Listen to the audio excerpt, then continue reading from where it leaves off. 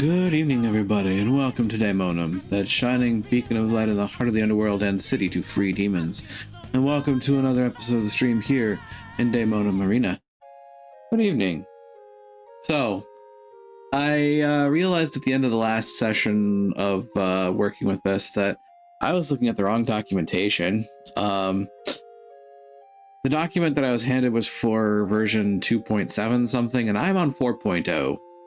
So yeah, we got that figured out. Now I have the proper documentation. Maybe things will go a little smoother for me this time around. Although it's pertinent to point out that, you know, last couple of sessions without the proper documentation and decidedly with help from art friends, I wound up getting to a pretty serviceable spot. But now I need to figure out how to texture paint, because that's the stumbling block presently. So that's effectively where we're at. I did figure out one little trick though. So now when we pop in, you know, my model is going to look a little different than it did last time. So I did figure out one little trick, and I'm happy that I found it. And now I can show it off. I pop it over here, and then we can make sure that this decides to work. So it doesn't seem to want to work suddenly.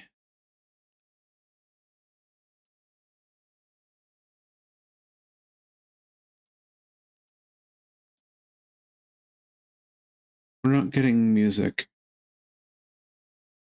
Dang nabbit. Fine. Gonna be that way. I'm gonna do it this way.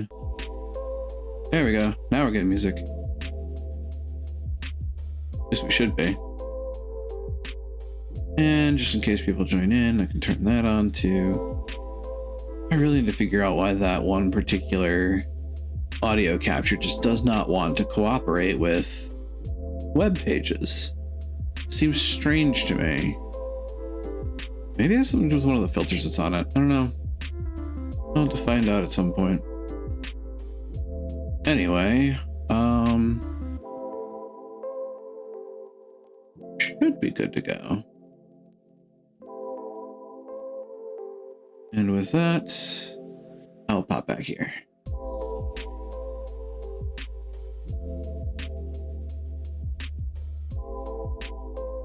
Close out some of these things.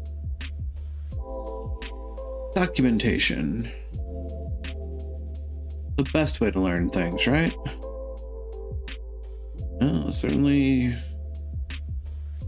a way.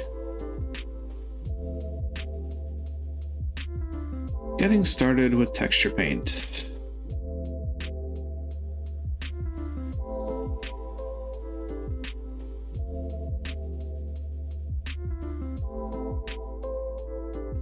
Okay. I mean, I believe that effectively what we did last session was the unwrapping process. It's generating UVs that you can apply texture to.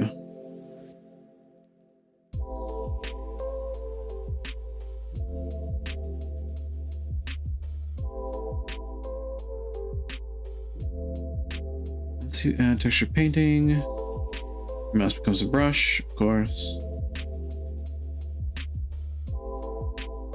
The image editor you paint on a flat canvas is wrapped around the mesh using UV coordinates. Any changes made in image editor show up immediately in the 3D viewport, except they haven't been. And that's the thing that's confusing me.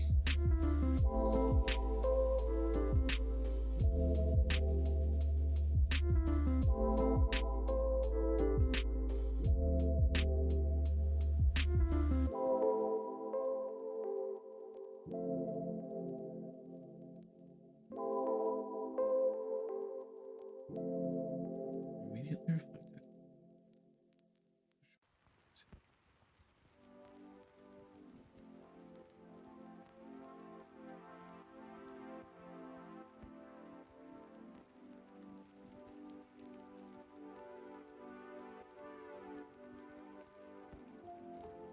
That's not really that useful to me. What else can I invert? Not much.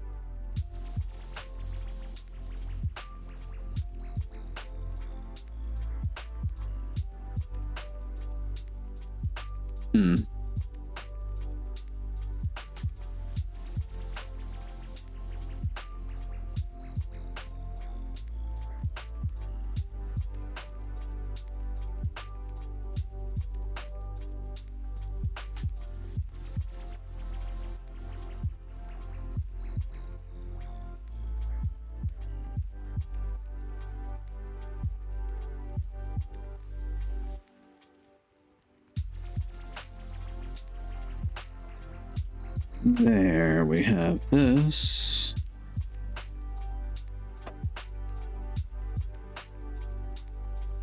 It's like I can texture draw in here.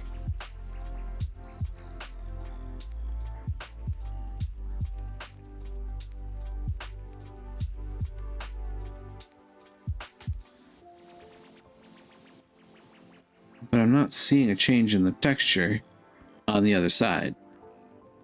So again, I'm confused.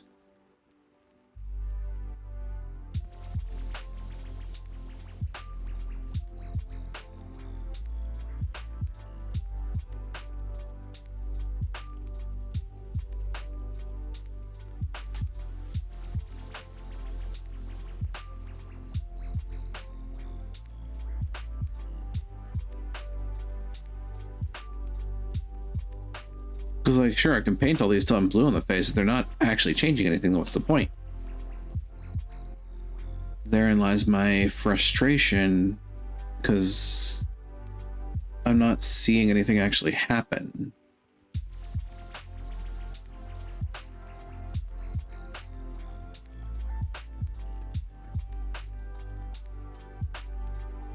Bump map, display, self-transparent, etc. Surface a model in your scene. Map to some aspect of a texture via a texture channel using UV as a map input.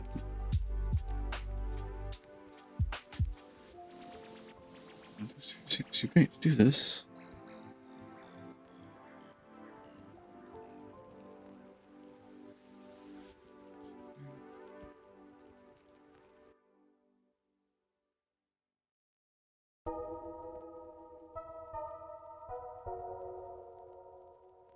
Texture being painted is mapped to the normal attribute. This is called bump mapping. Grayscale image is used to make the flat surface appear bumpy.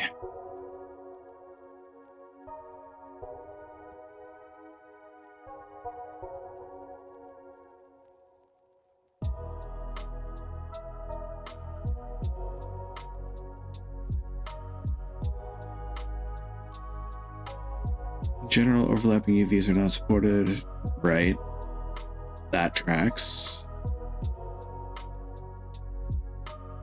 When painting on a face is partially behind the view in perspective mode, the face cannot be painted on. To avoid this, zoom out or use an orthographic viewport. When painting onto a face in perspective mode.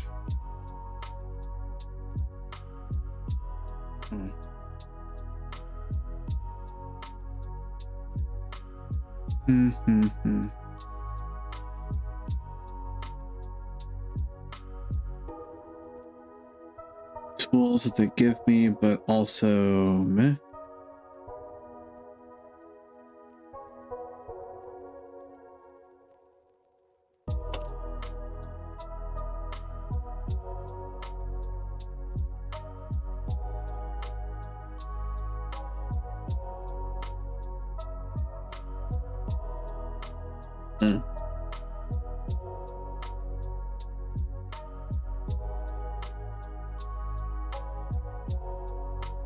Reload.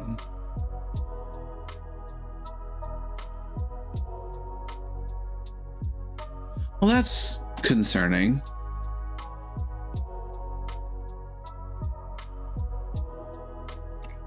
But understandable.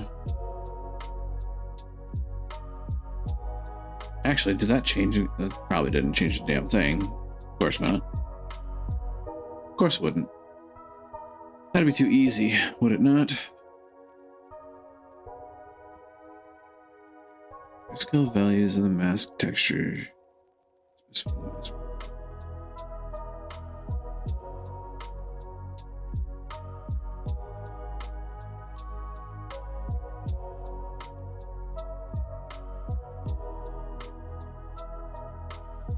like in theory, that should mask the handle with something.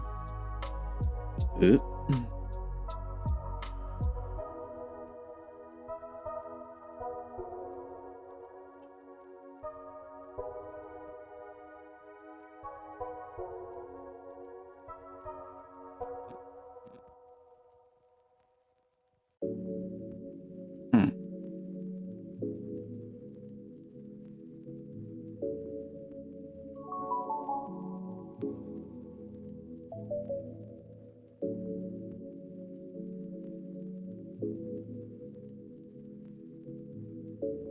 Render. Redo.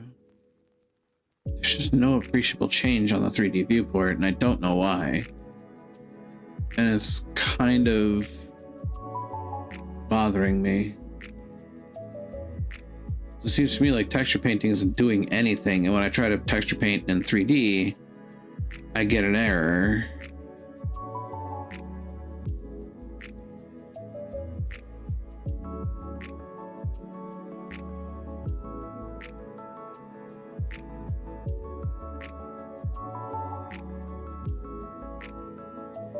Huh.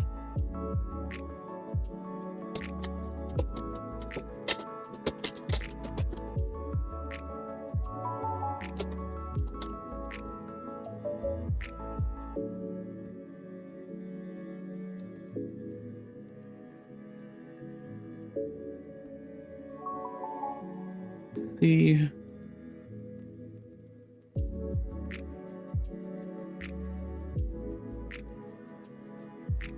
What they come up with.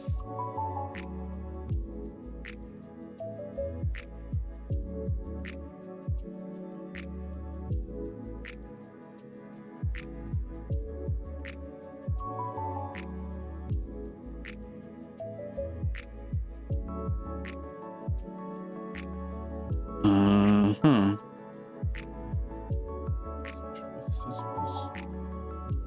What's the stencil's missing?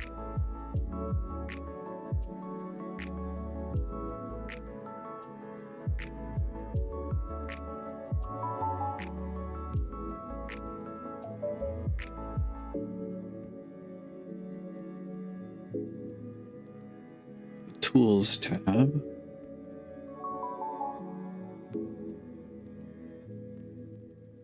Scroll down to find the cursor section. Hey, Kerrigan. You find the cursor section. Go to the drop down. From the drop down, select the masking option. But there is no masking option.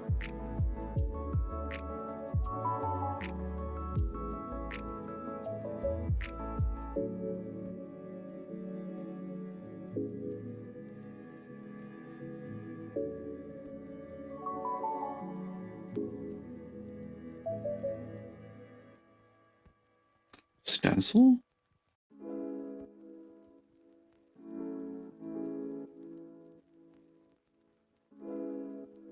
I wonder.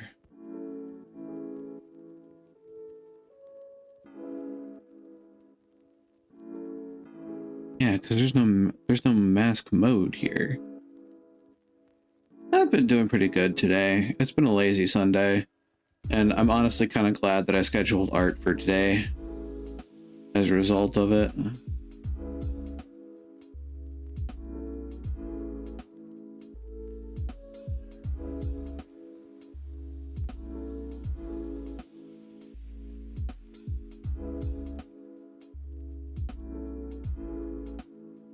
Masking option. Like, the only thing I see here is texture mapping. And like, maybe if I do that.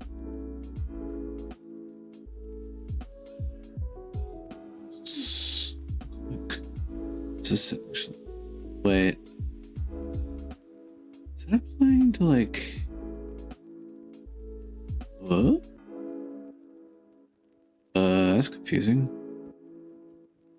And concerning.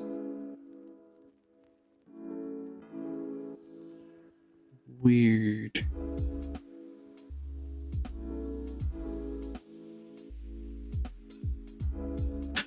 Oh, is this one of those things where like if I turn this down,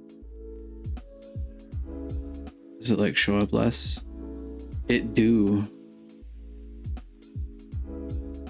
Interesting.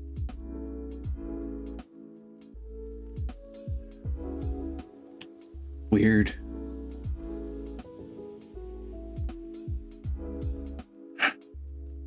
Still didn't fix my problem. Hey.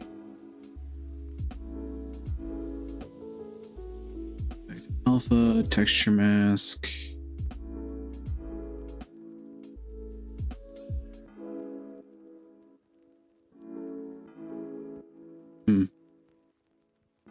Fall off cursor. Options.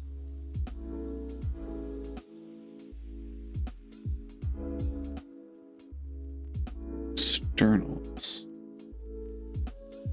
No.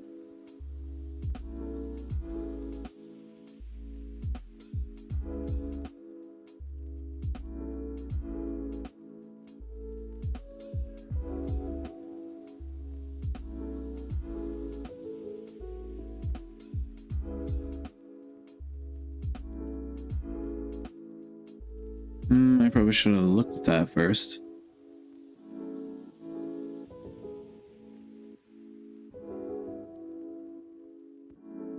And again, still not helping.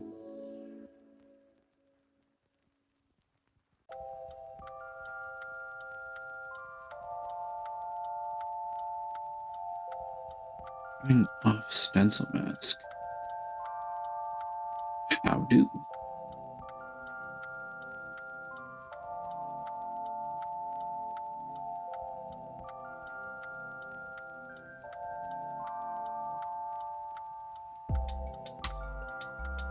It doesn't seem to let me.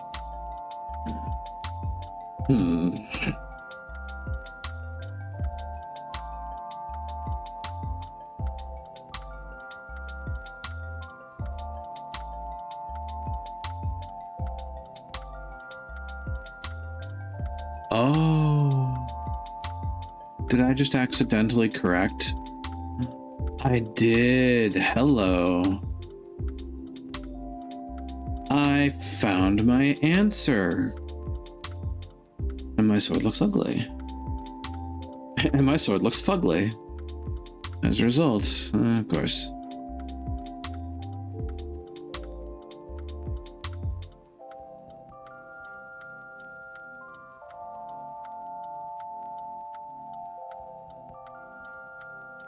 But now that now with that, when I make changes to this, it should show up.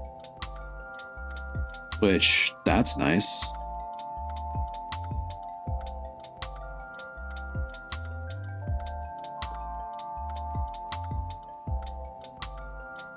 I need just something that looks a bit more like tarnish.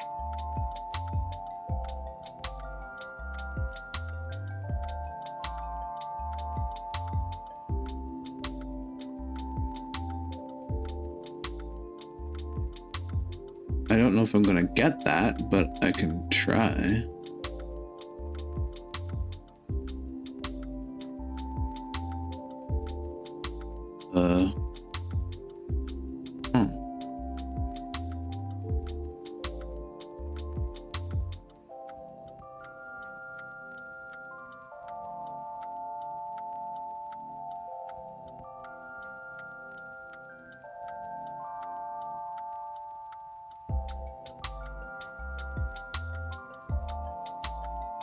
I should also see about trying to fix these up in a different art program. That might actually be a good idea for me to figure out.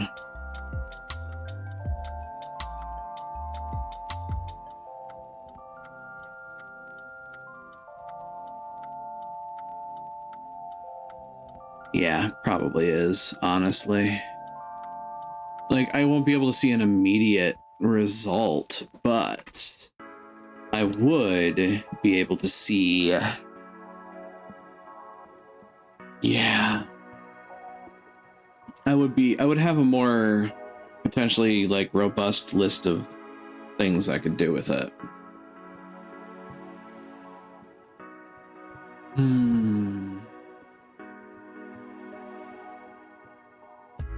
Oops.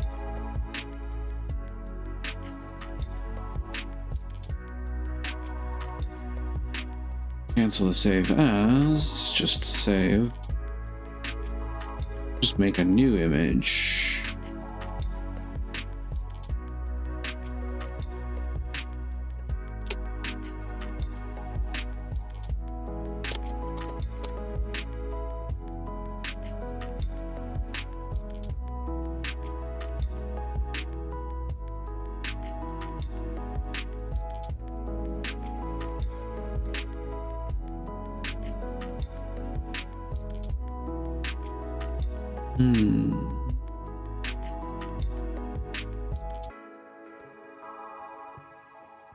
And then if I hit edit externally, image path dot not found. Packed or unsaved? Does it to be saved first? It do. Duh. That's a little bumpy, but you know.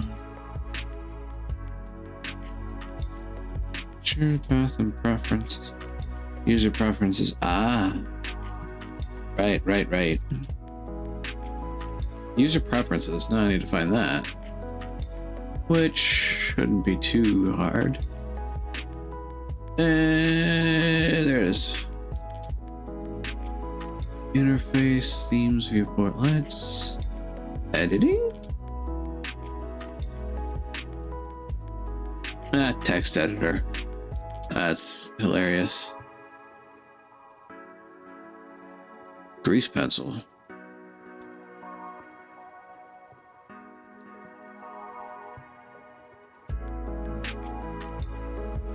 Animation. Add-ons. Oh wow. Never really thought about that, did I? Ooh, pose library. System.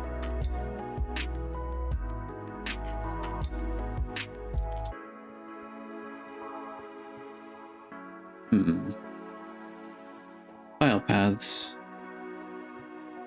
Sounds temp file. Render output, assets library. Script directories, applications. Image editor, there we go, that's probably it.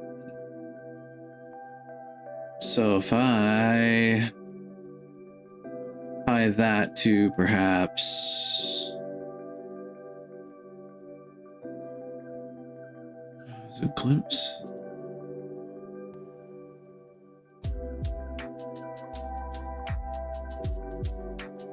Those are my actual artworks. In?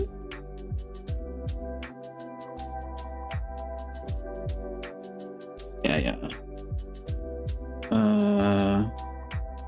Might be that. We'll find out.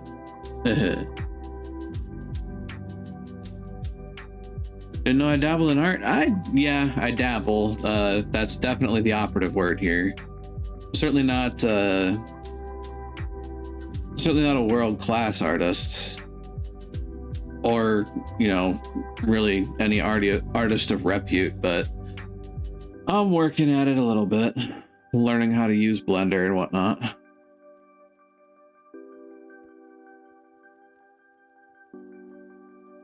Just one of those things that kind of eventually hit me, and I was like, well, I mean, might as well try it.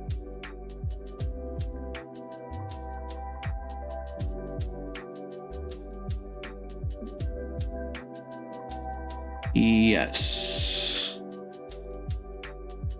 But that's a problem. Huh. So way more than I could do. Wish I would have any artistic. I mean, honestly, a large portion of what you're seeing on the screen right now is purely because other people told me how to do it.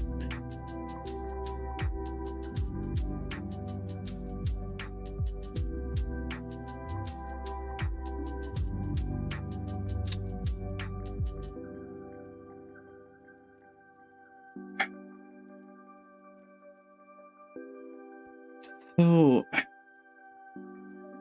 I mean, this is all fine and dandy, but I'm kind of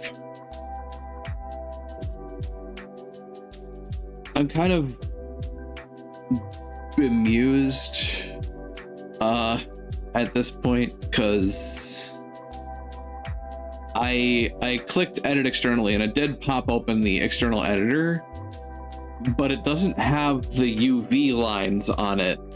So I don't know what's where on this texture file, and I feel like that's a problem.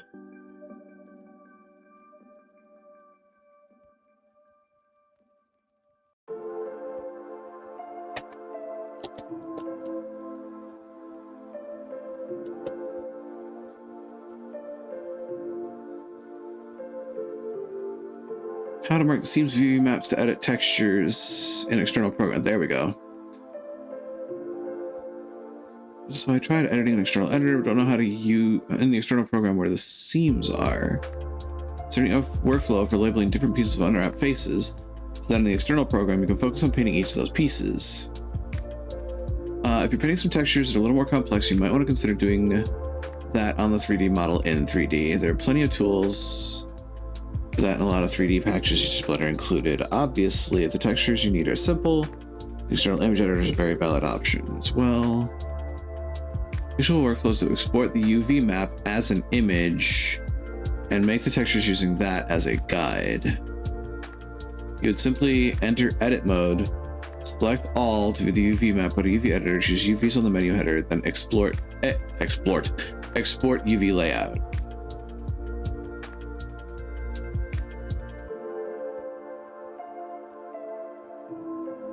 So that's back in UV editing, right?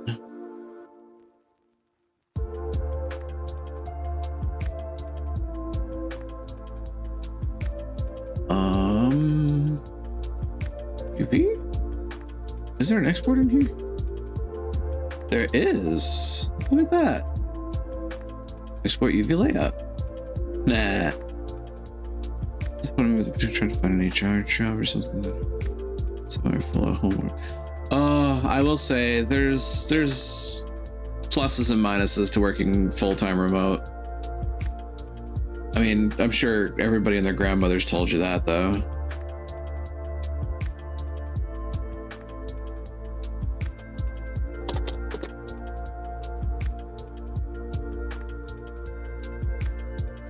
So when I export this UV layout, what does it look like? That is something to actually look at.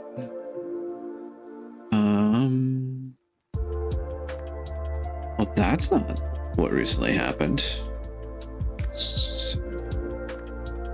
Yeah. So I go to, was it images? Is that what this is?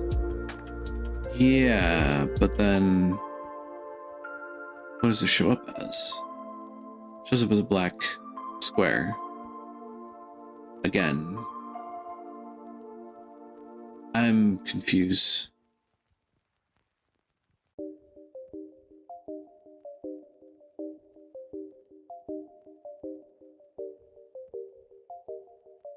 Specifies an offset of 00. Apply ping offset. Yeah, they're literally the same image. I mean, okay. But it doesn't help on an external editor because, again, you need those lines to know where you're actually painting. Yeah.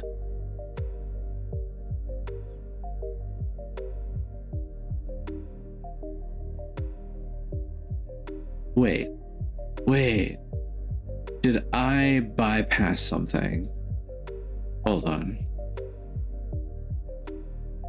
All UVs.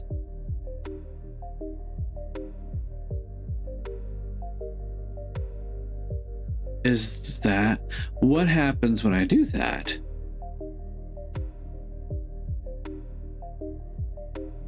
Nothing. A whole lot of jack nothing.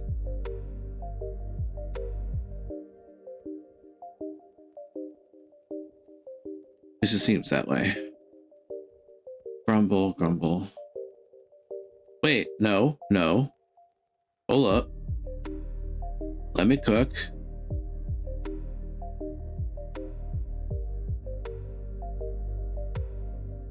So in this case, I just hit edit externally and it... Wait a minute. Save as render. Huh. What happens when I do that though?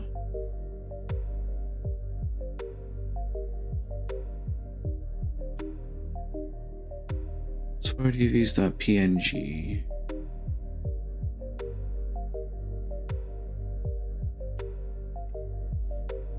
Well, hold on a second now. So if I say this is this, and I have that SwordUVs PNG, and they both have the same offset, and I apply that offset to both in the image, then by Jove, I think I might have gotten it. Maybe. We'll find out in a second.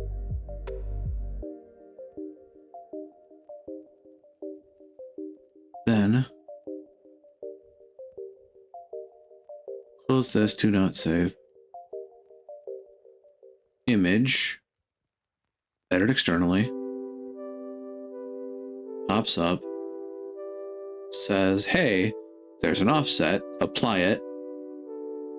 Then over in images, I have the UVs PNG, drag and drop. It says, hey, there's an offset, do it. Aha. Now we're cooking with petrol. You really don't actually want to do that, mind you, but hey, here we are. So now, if I change my art layout to, say, this, you can now see what I'm looking at. But here's the next fun bit. Look at like examples of... Ooh, okay.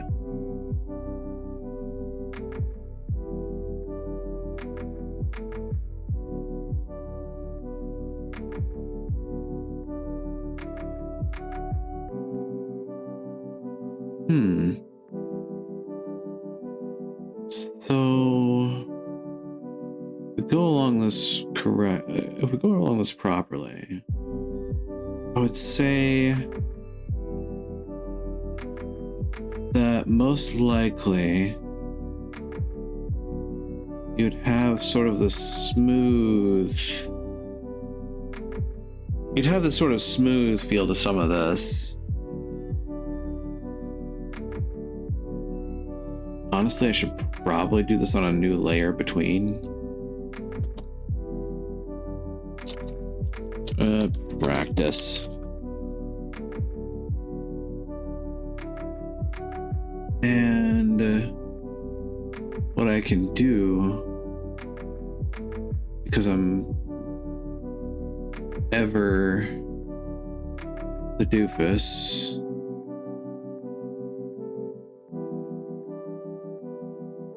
is I can select probably about yay to yay.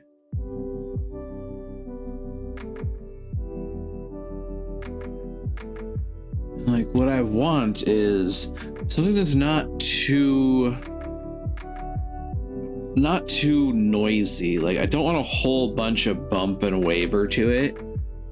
What I need is like streaks.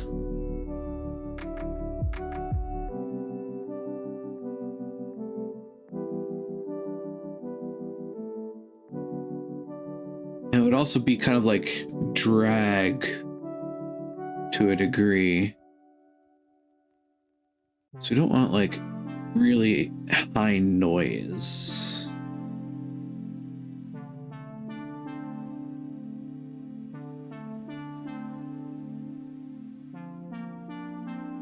I could start with,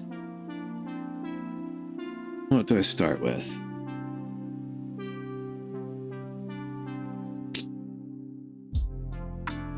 No.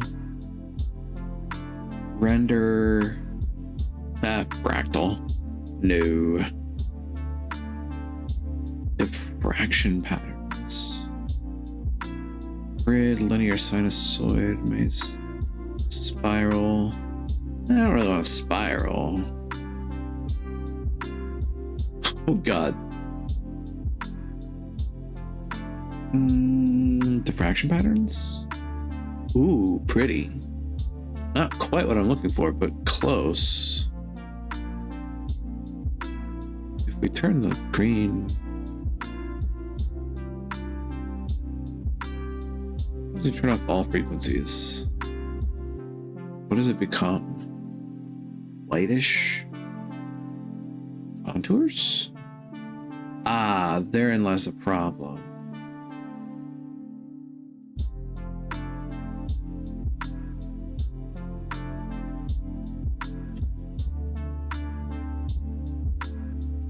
Like, okay. What other types of things can I do with this, though?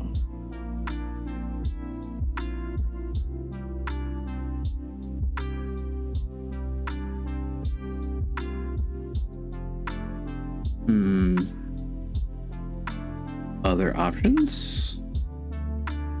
Polarization. What happens when I shift the polarization? Oh.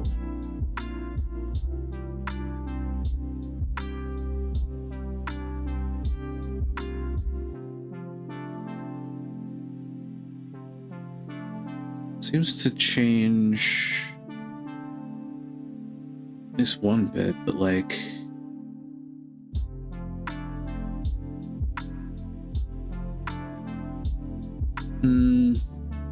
this might not be what I need.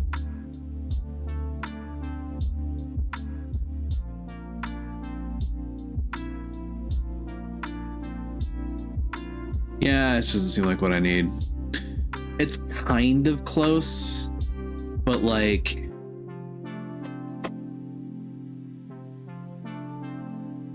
nah.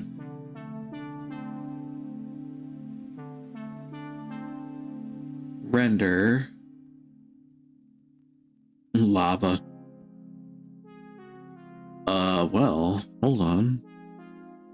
Oh, you're not gonna let me see, are you? Not until I generate it, which means I can just undo it, to be fair.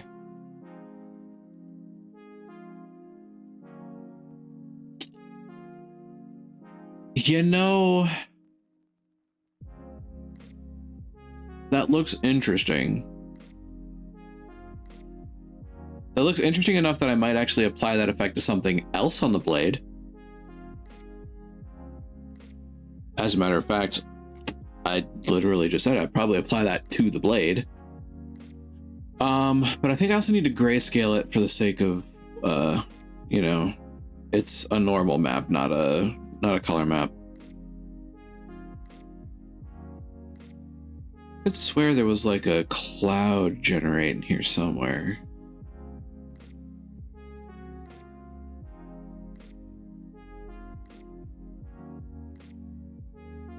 Noise. Plasma? That's interesting. By turbulence. Okay. So I do that, and then like in the next effect, I How do I want to do this? Gaussian blur? No. Though it does help a little bit with one of my hang-ups on this. I think the next thing is polar cohorts, right?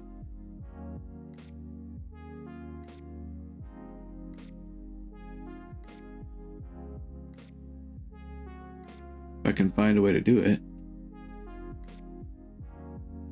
Polar cohorts. Not quite what I was expecting.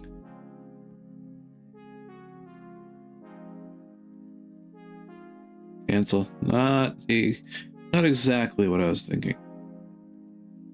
It is a distort though. I think. Sphereize? No.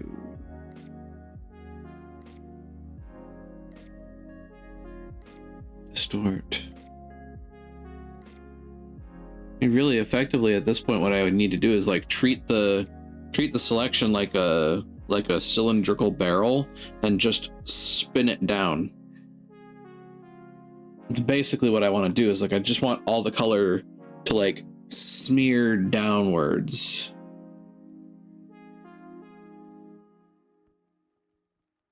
Light and shadow?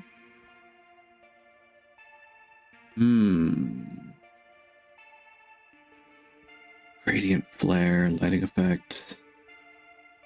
Edge detect. I'll come back to that.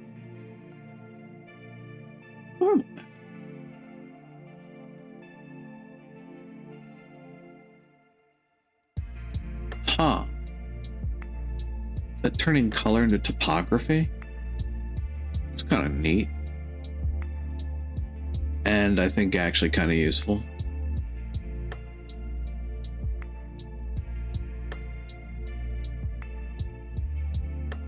Filters. Artistic. Is there a... Van Gogh. That's cute.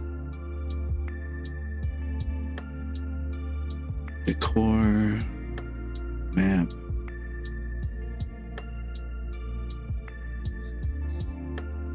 Fractal trace, map object. Render.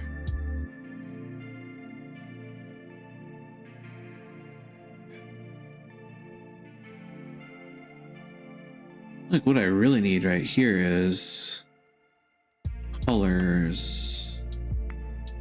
Can I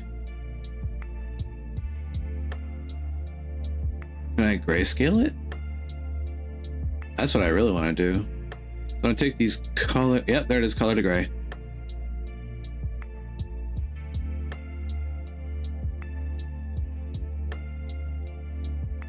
I think I need a little more drasticness in this, actually.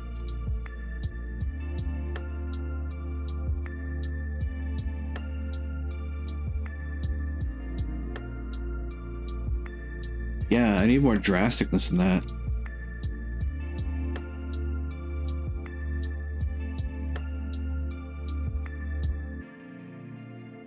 Plasma. Render plasma. Is that it? It was noise plasma. Yeah. Simplex noise. Ah. That might actually help me a little bit. So if I do some simplex noise.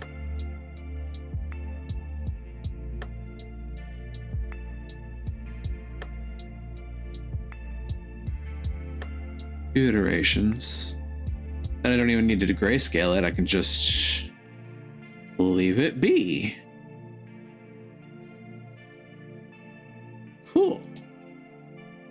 Then, if I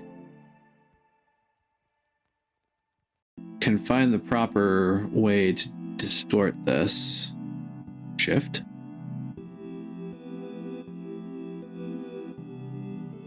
Direction vertical. Hello. That's kind of close to what I'm expecting.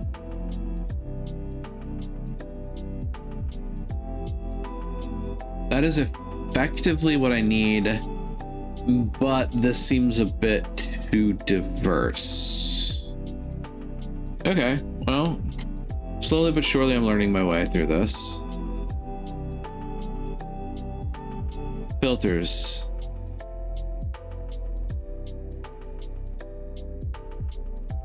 Render, noise, simplex. I almost need it to be less than 1 in scale. I almost need it to be like, I don't know, 0.5 in scale? And like, honestly need more white than gray.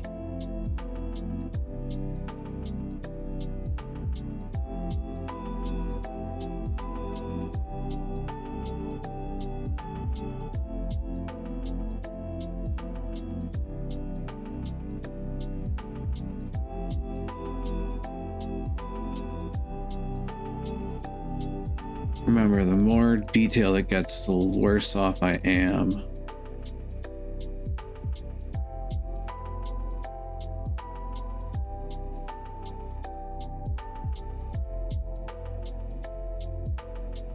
But I think if I scale it like this, iterate it a few times, filter, distort, shift direction vertical, shift. I mean, it's kind of getting close to what I'm expecting to see.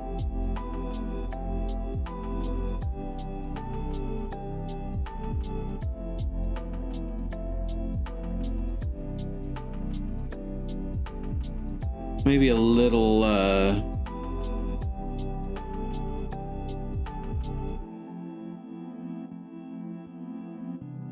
okay, that for now. Filters. Is there a distort stretch? No. So I feel like that would be one of the like that'd be a good one. So if I can just, you know, take what it looks like right now and just stretch it, then I feel like it would look a little bit more like light coming down on, say, like a metal table or a metal bowl. That's effectively what I'm looking for with this. Is like, this is a section of the sword that's not going to be marred by a bunch of you know, impact and combat. So given that it's the handle of the sword, like, it would kind of have that, it would have a more smooth sheen to it.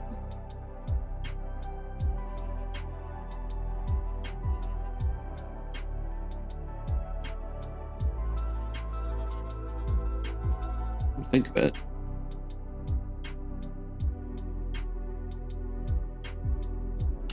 Alias, deinterlace, anti-alias, you say?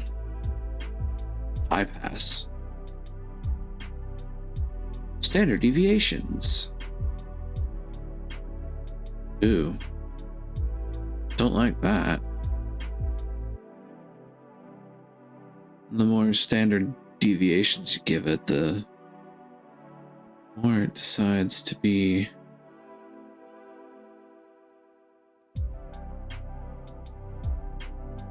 Okay, so contrast down is a bad idea. Contrast up wouldn't be bad. Bypass. Window, no, filter. Selective Gaussian blur. Oh, thank you.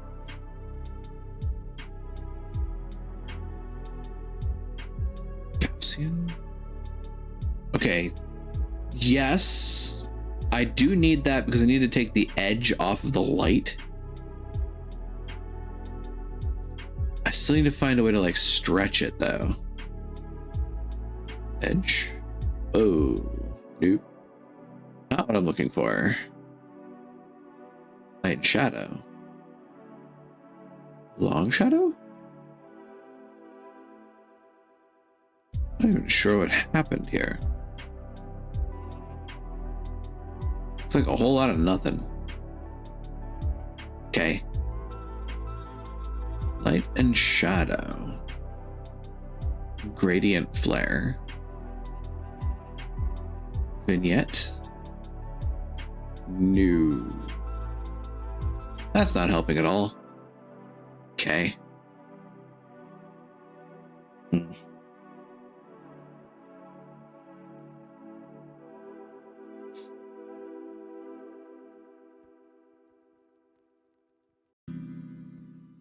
Don't sneeze.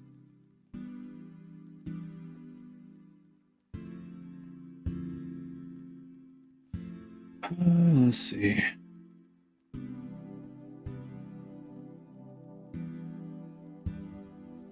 A convolution matrix. What are you doing to me?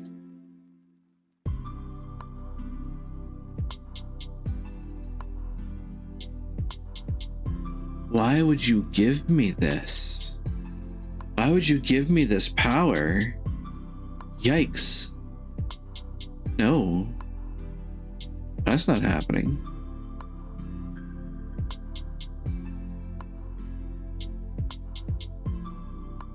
You're sinusoid.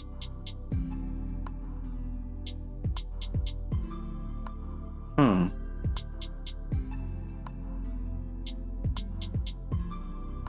Dare I say that with a little fiddling, this could actually look like what I need.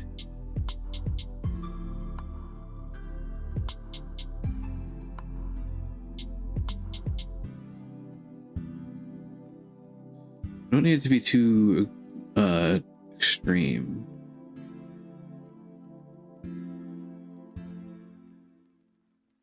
That's kind of right.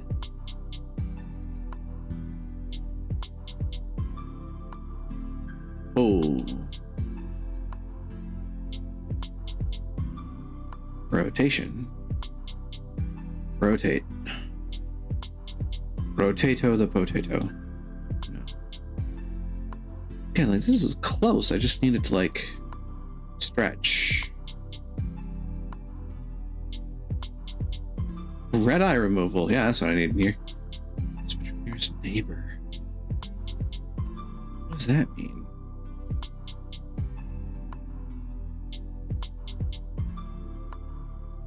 Kind of smearing things a bit more, but not the way I need it to.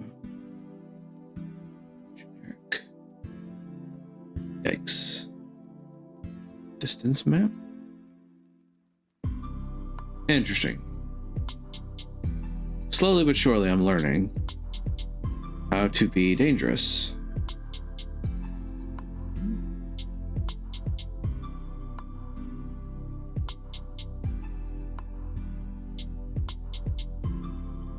Huh?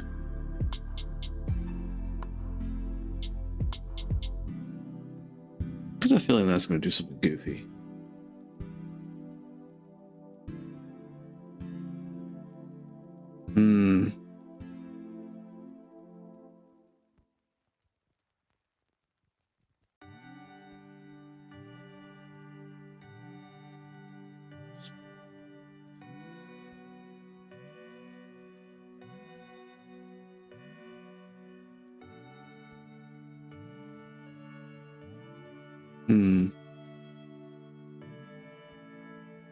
You know, I'm sitting here doing this.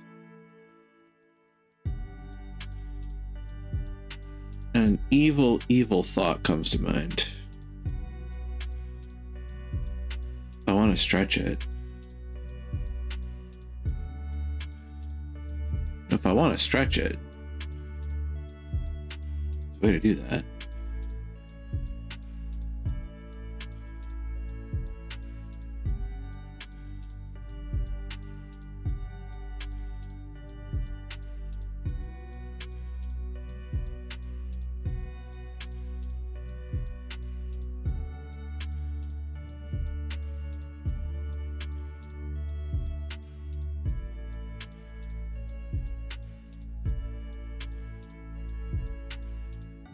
I want to stretch it. There's a way to stretch it.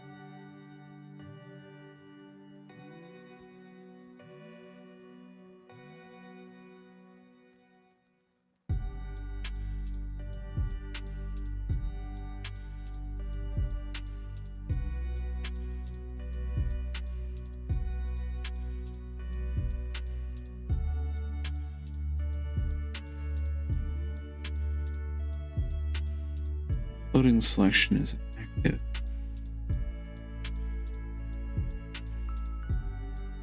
There you go. Oops, undo that move.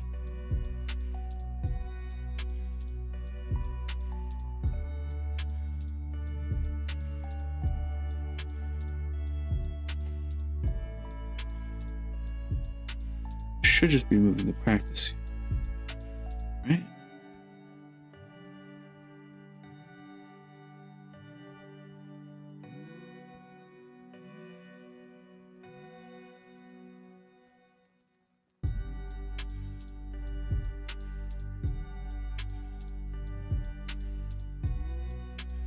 I'll lock that.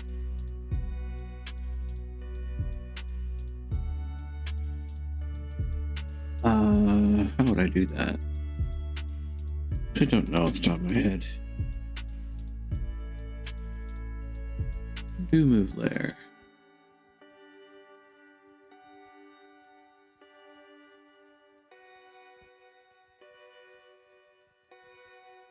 Ooh, there is something I can do. If I remember correctly, shift drag down to about EA. Look at me, I'm being smart. Kind of.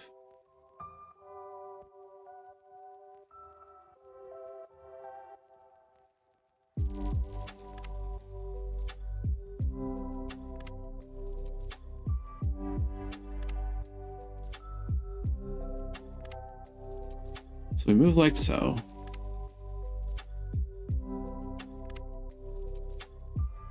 And that gives me an interesting sort of texture to the gold handle. Probably gonna look ugly as Sid when I get it imported, but hey, we're here now.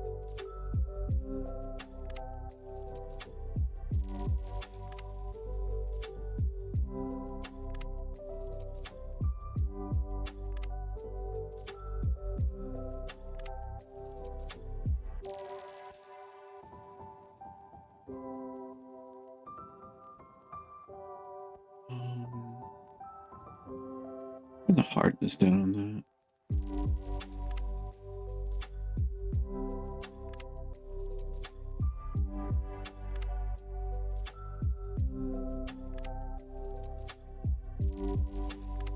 That's way too everything. That's way too everything.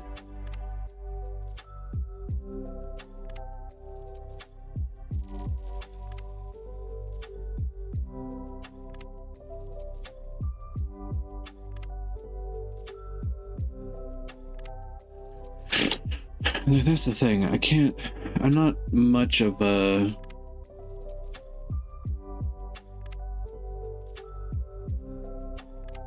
come to think of it. Hold on.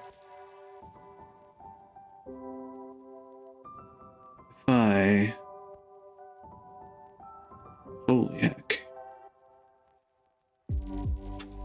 CMYK. That's run the gamut.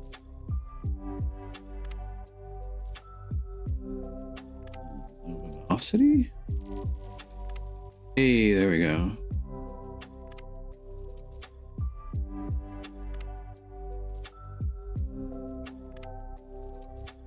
Okay. And what I can do is I can also bump down the opacity. Yeah. Then bump down the size.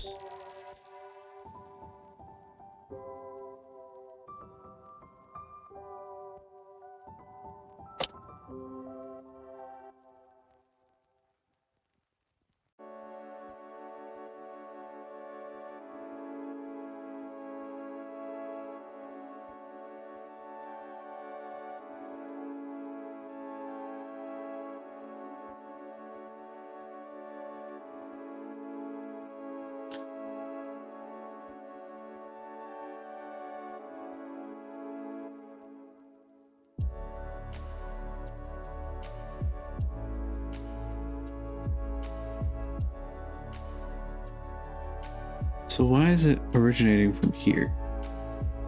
That's my question.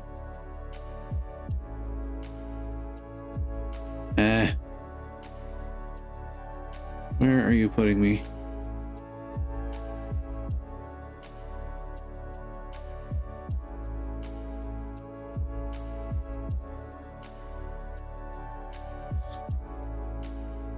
From where you last clicked.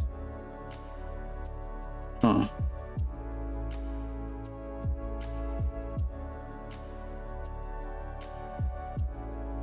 Interesting.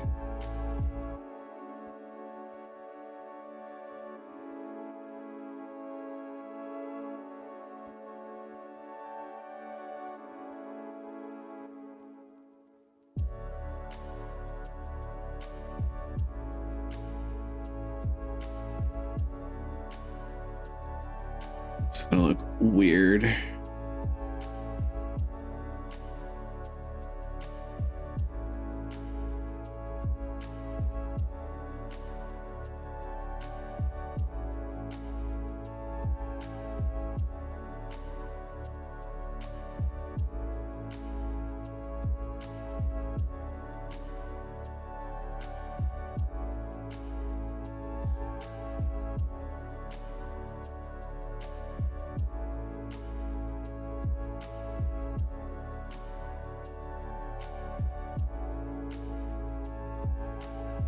Certainly gonna look weird.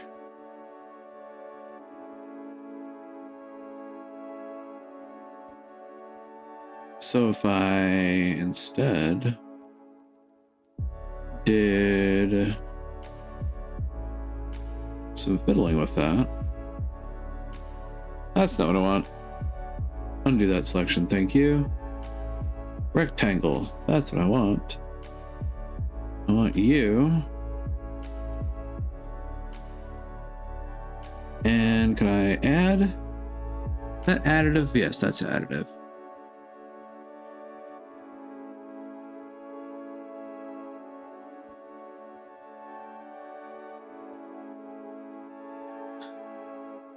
That up. Okay. Filters, blur, Gaussian.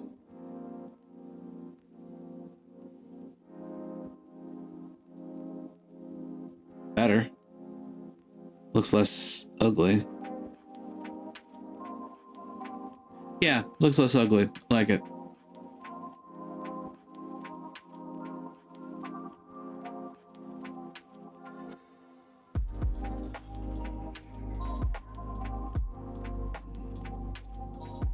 Yeah, it should work. Meanwhile, back at the ranch, I need to remember what is what.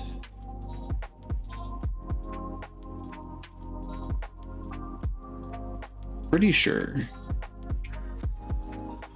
all of this, all of that is that. So there's some stuff missing that I was not privy to.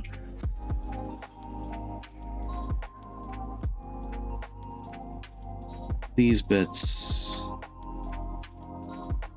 what are those? I need to look back at my UV and remember what those are.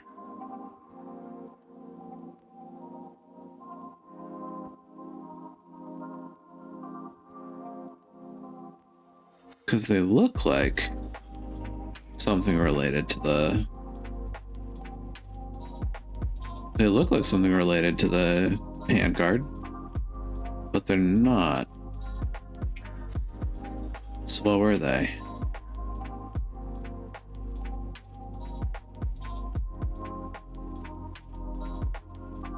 Not related to the blade. They're related to the pommel? They are. Okay, they're related to the pommel. Okay. Good to know.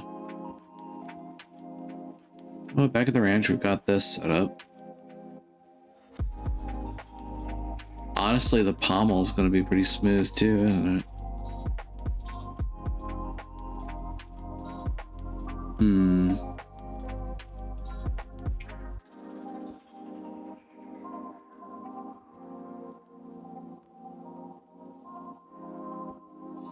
Let's take a look at what all's related to the blade. Okay. That should actually be pretty straightforward to put together.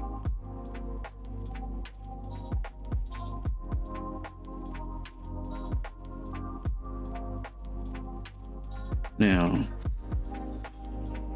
yeah, I know the pieces. I know the pieces related to it. Okay. So what we're gonna do. Okay. I'll make another layer. Well, hey, this time we're gonna call it blade.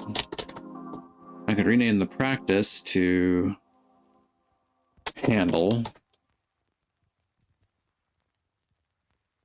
Am I doing things that are probably gonna look ugly as sin? Yes. Do I care? Well, I mean, I'm still learning, to be fair.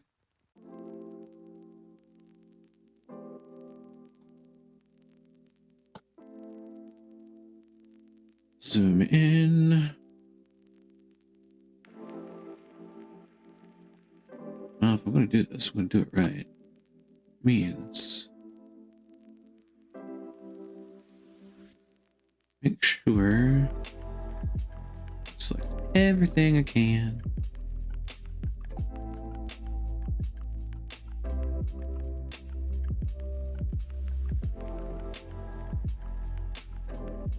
Okay. Those internal ones are probably going to be a pain in the neck.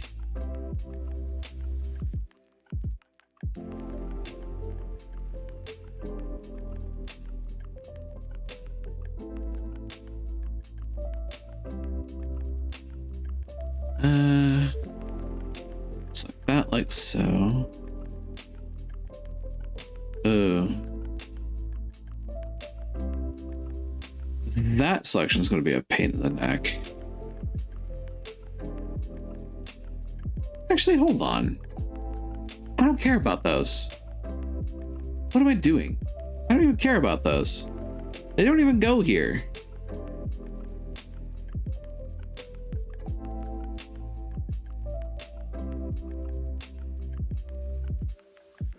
If I select this, I mean, heck, even this is too much.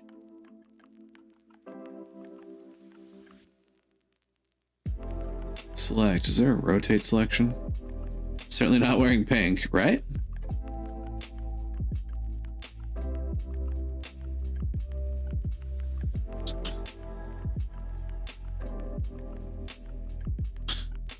Not what I'm looking for. Is there... There's a free select tool.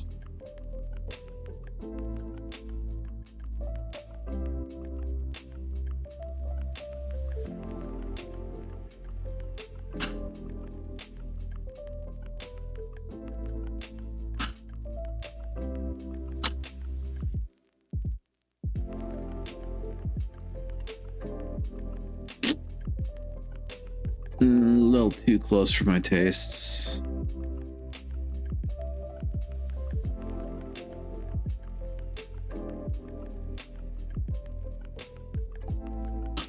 Deselect. See if we can thread the needle.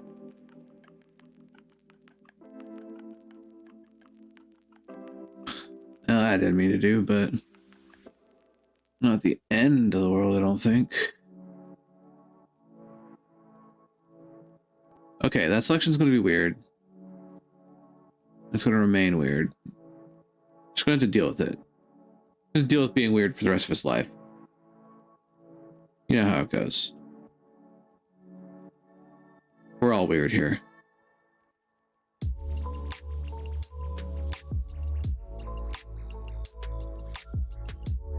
Gonna do. So I'm gonna control select this. That's an additive selection. Yeah. Yep, that's still selected. This is selected. And now I can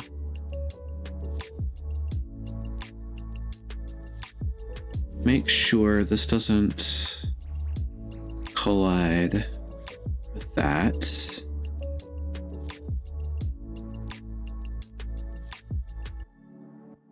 Cool. Got 2 selections. Now what I'm gonna do. So I'm gonna do that thing that I found before. Render. Lava. I made it a bit more rough, methinks. Bit more rough? Yeah, a bit more rough.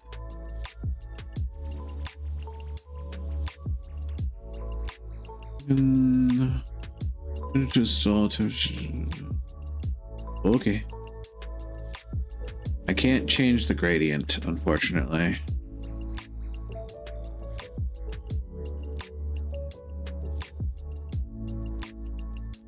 That's not what I wanted.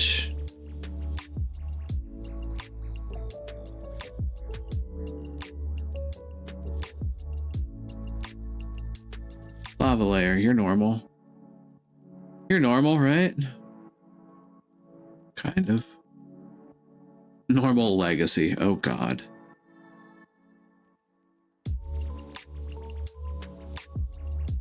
Oh god, here we go.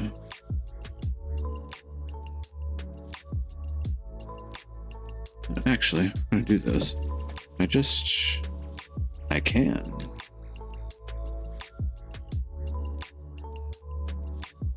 Oh, whoa. Grain extract, you say? That looks promising, actually.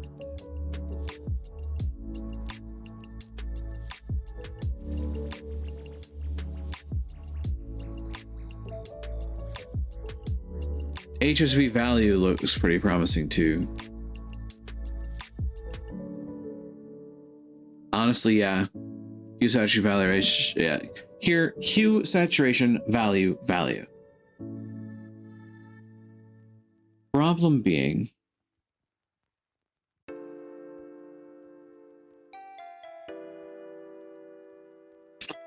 actually, is it a problem?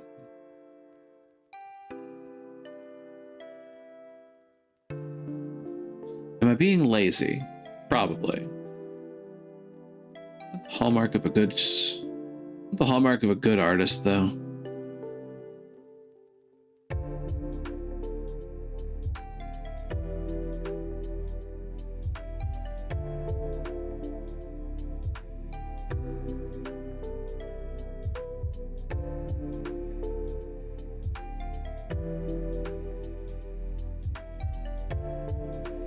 Looks like if I do this, and then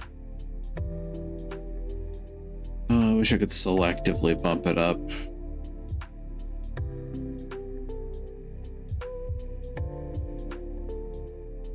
I mean, really, if I just do another square select like this, generate lava. It's probably still gonna look weird, but it just not work. Hey, Matt, welcome on in. Hope the evening finds you well.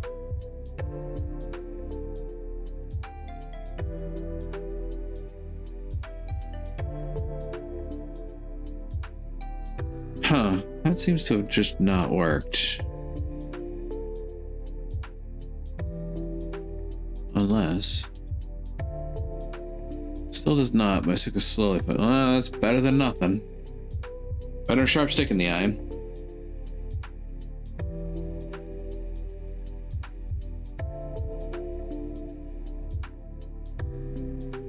Probably still staying home tomorrow. I mean, I am too.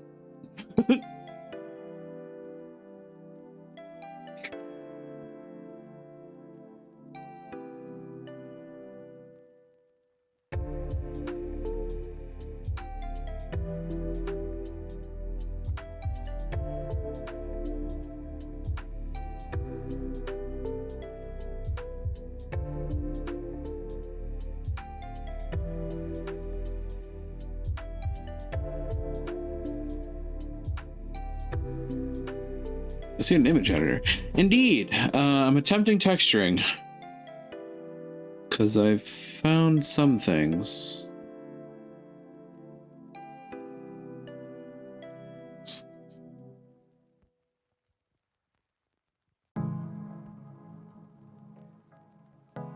I'm thinking, I bump this up like so. But then I also kind of need to like select a dib in here.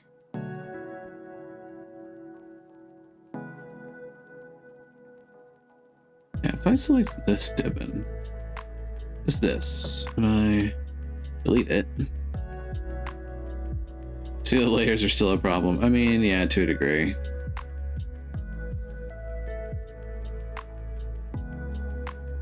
Really, if I want to.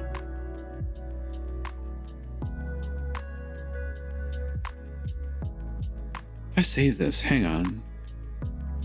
File, export as.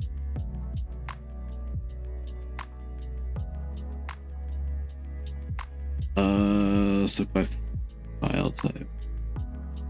PNG? Do I have PNG in here? Please tell me I have PNG in here. PGM ping. There you are, PNG. Sword texture finished. PNG, and I export this. The UV, if the UVs show up, that could be a problem. We'll find out together.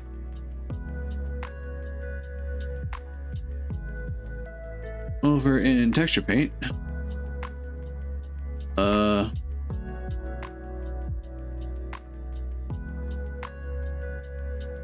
Over in texture paint.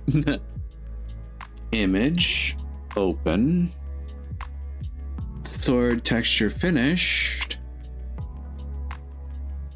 And I tell it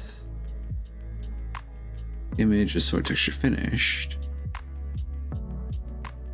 Look at that. Ooh, I actually kind of like that look. Am I being slightly lazy? Yes.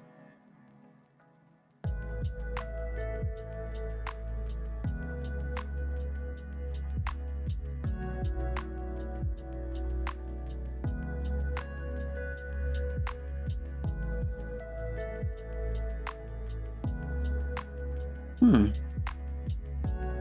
think it looks rather nifty.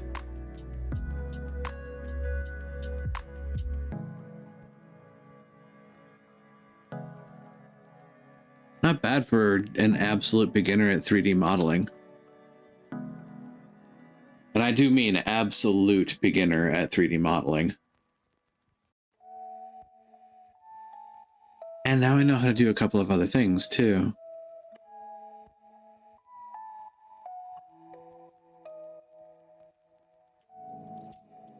It's like if I blur, can I blur now? Not on this side. I bet I can blur on this side.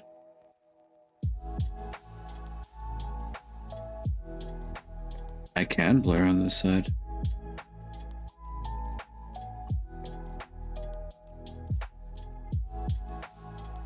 Can see it working. Nifty.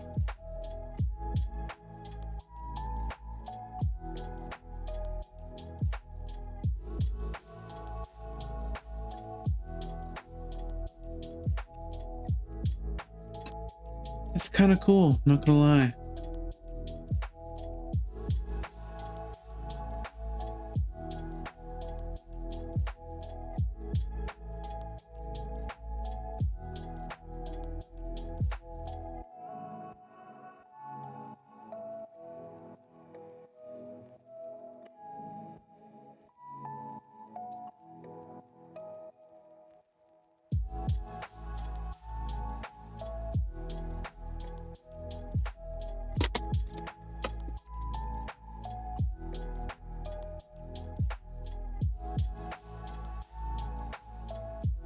There. Not really sure that I need to do anything as far as animation goes. Though, could. Rendering.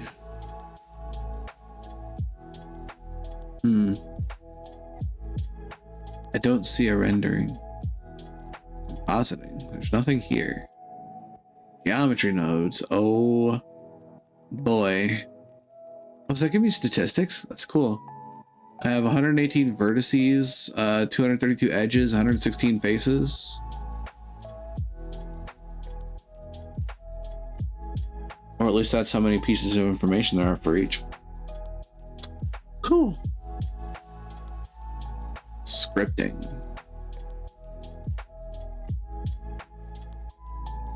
Huh. Interesting.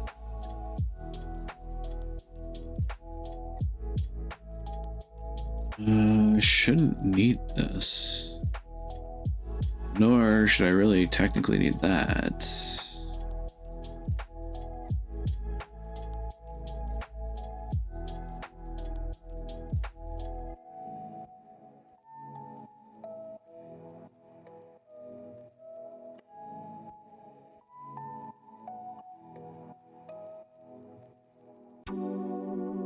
Huh.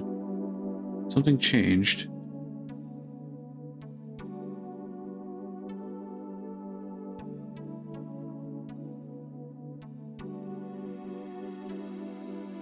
Paint. Hold on. What's going on here?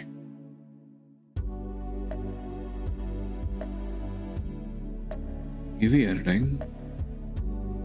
Select it all. Uh-oh.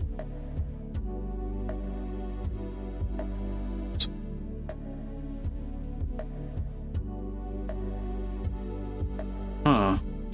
Did I mess something up at big time? Probably.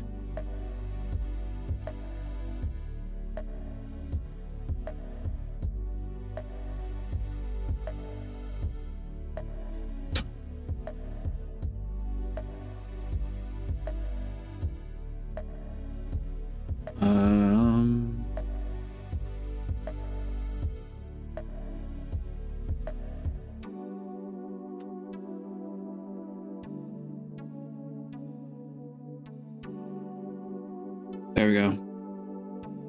I think we're back. Sort of.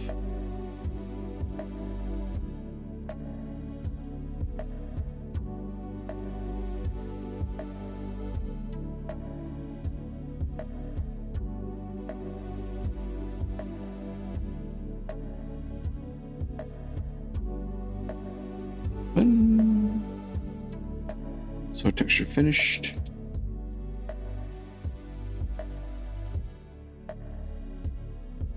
Does some weird stuff, but so texture finished. Okay. Now let's not mess around with anything else, shall we? And also save.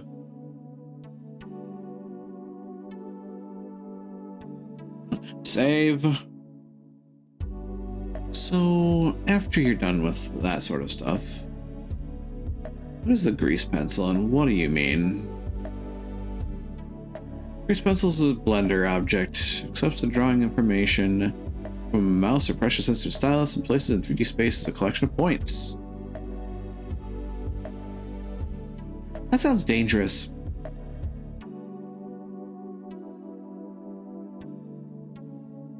Gotcha. Animation and rigging. But like, this doesn't really need animation. It's a simple object. Vismix?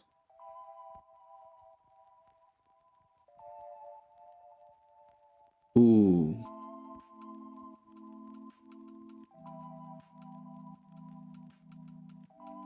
What is that under?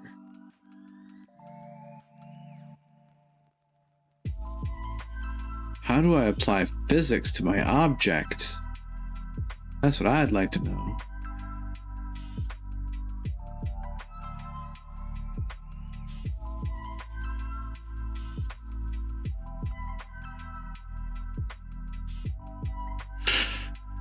Blender's physics system will simulate a number of different real-world physical phenomena.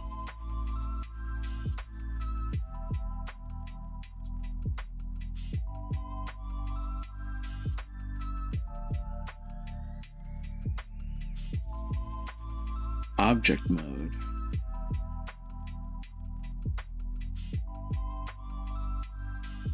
Still go back to texture paint. True. And over here it is object quick effects.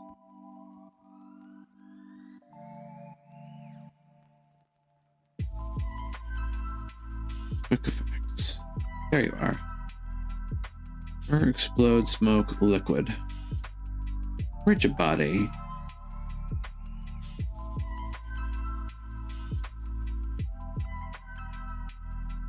We got under rigid body.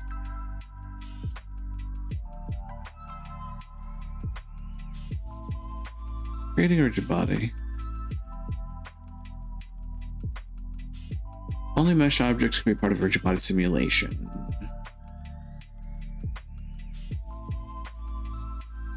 I suppose the question is, do I actually need to simulate rigid body simulation with this? Two types of rigid bodies, active and passive. Active bodies are dynamically simulated, while passive bodies remain static. If I did, I'd imagine it would be a passive body. Though maybe not. Both types can be driven by the animation system when using the animated option. During a simulation, the rigid body system will override the position and orientation of dynamic rigid body objects. Note, however, the location and rotation of the objects are not changed. The rigid body simulation acts similar to a constraint.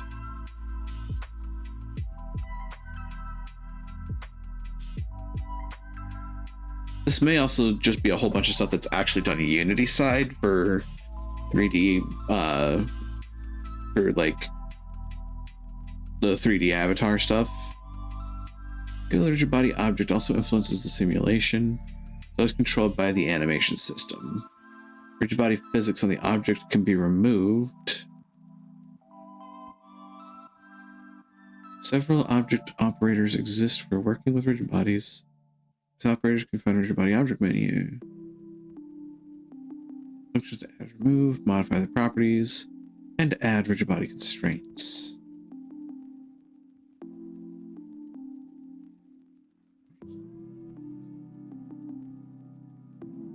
Controlled by animation systems, does not have dynamic properties.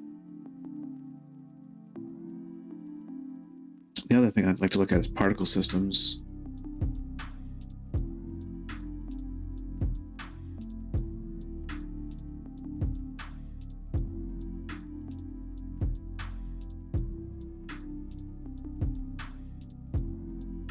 Particles can represent fire, smoke, mist, and other things such as dust or magic spells. Air-type particles are subject to regular, or subset of regular particles. Air systems form curves that can represent hair, fur, grass, and bristles. See particles as a particle modifier. All settings are done in the particle tab. Particles generally flow out from their mesh into space. Movement can be affected by many things, including initial velocity out from the mesh, movement of the emitter, movement according to gravity or air resistance, influence of force fields like winds, vortices, or vortices.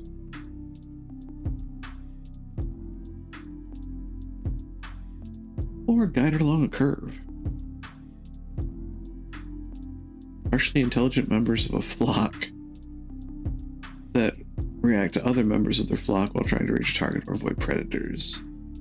Smooth motion, soft body physics, or even manual transformation with lattices.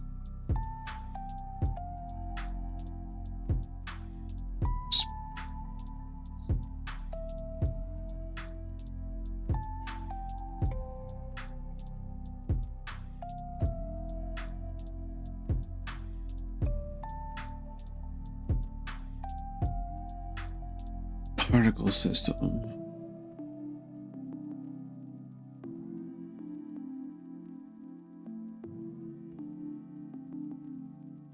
Where, oh where might they be referring to?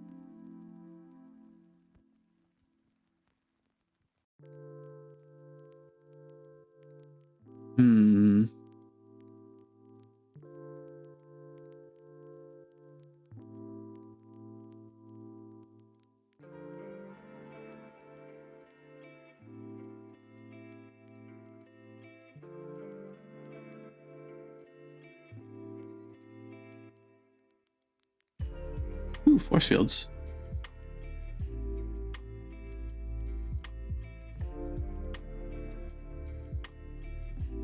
I mean, I feel like that's actually close to what I'm looking for.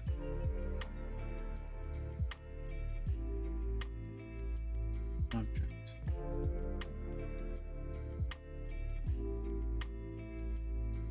It's not an animation.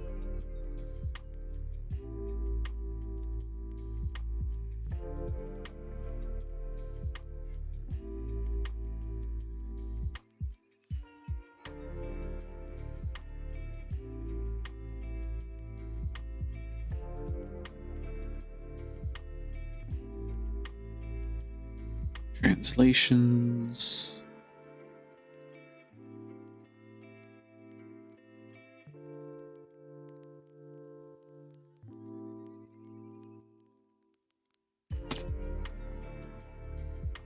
It's not under that.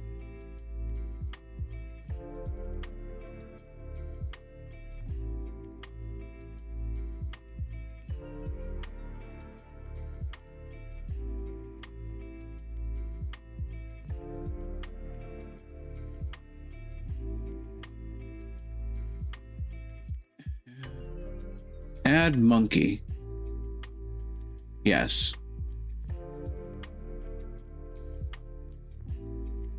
That's what this sword needs, a monkey. Split, separate, bisect. This is mesh related stuff. Vertex, new. Edge, new. Base, new.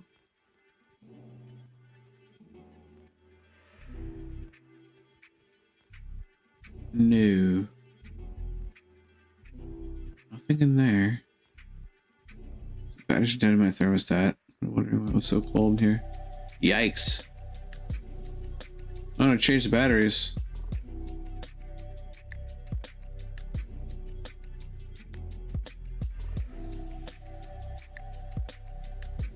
Layout.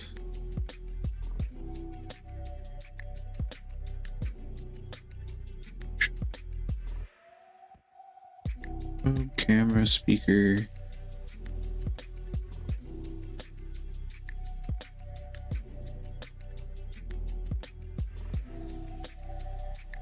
Didn't know you had to do that.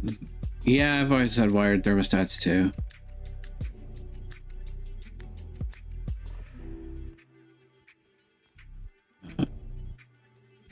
Don't need a new collection. What I need is, how do you apply a particle system? Wait a minute, wait a minute, wait a minute, wait a minute. Hold up. There. Ta-da. That makes me a little nervous though.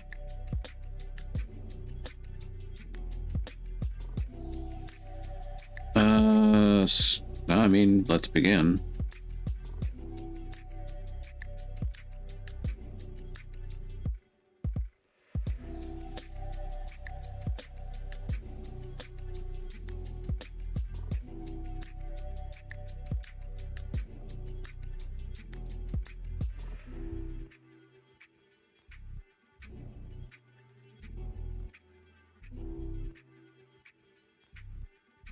Hit from faces.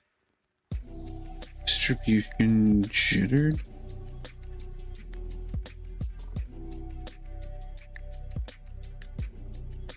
It is an emitter.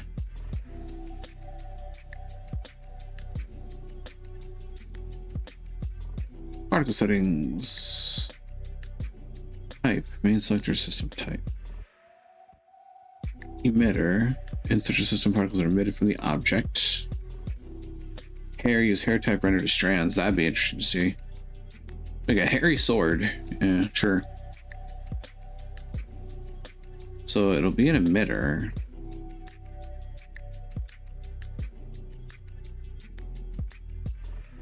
Particles per face. Ooh, pretty.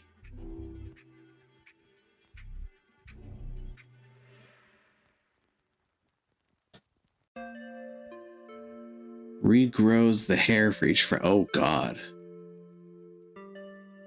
Enables advanced settings to reflect the same ones as working in emitter mode.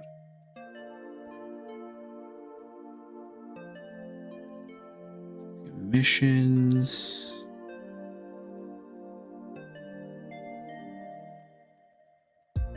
Ah, that's under hair.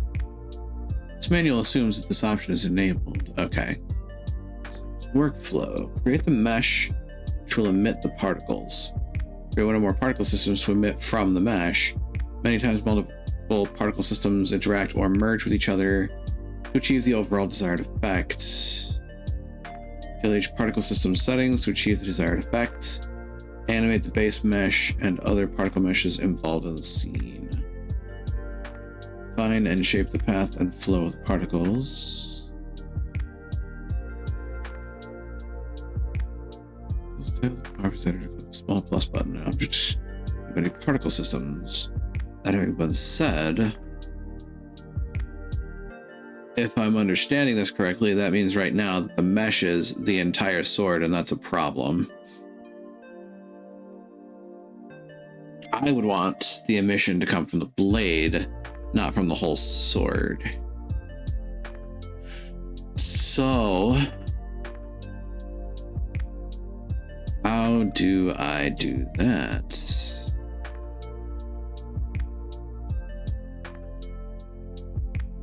there a way for me to select?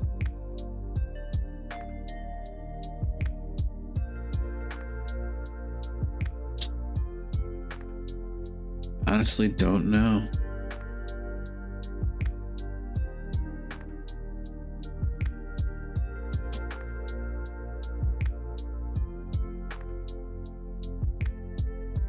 Select just the sword.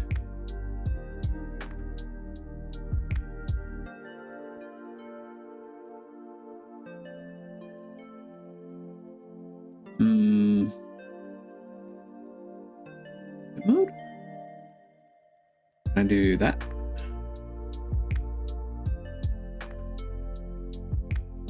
Just apply it to this.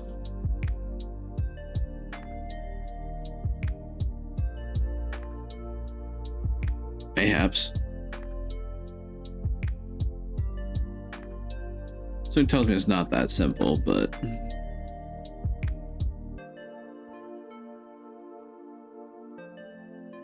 emit from faces.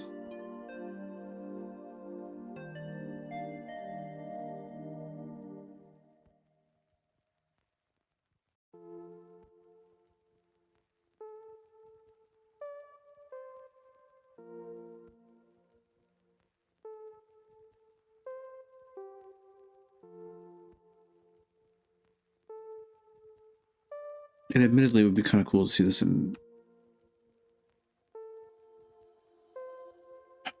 action.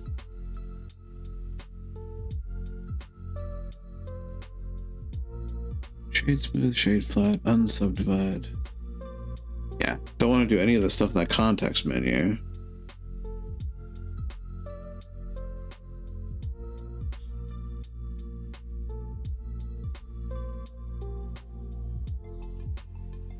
Emitter.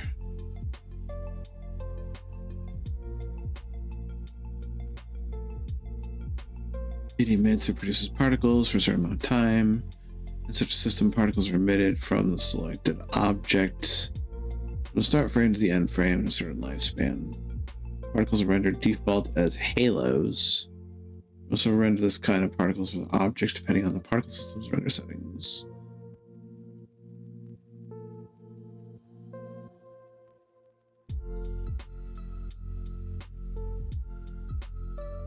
Velocity, rotato, physics, Newtonian,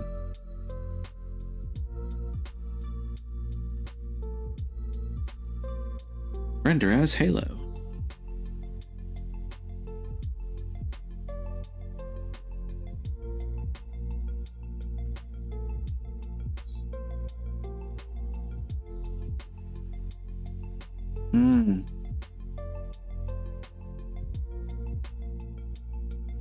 I suppose that is the thing I didn't think about.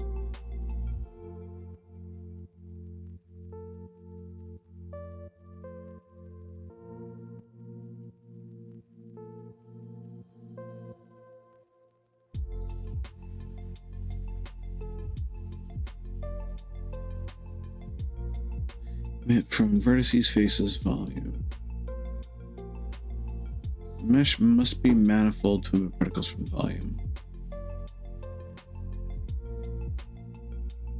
Modifier stack.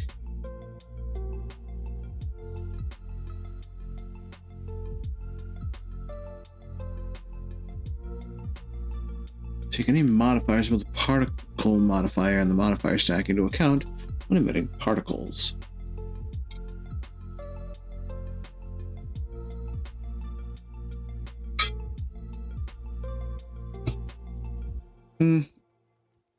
I may be barking up the wrong tree here. I think the particle system might be something you add in Unity again.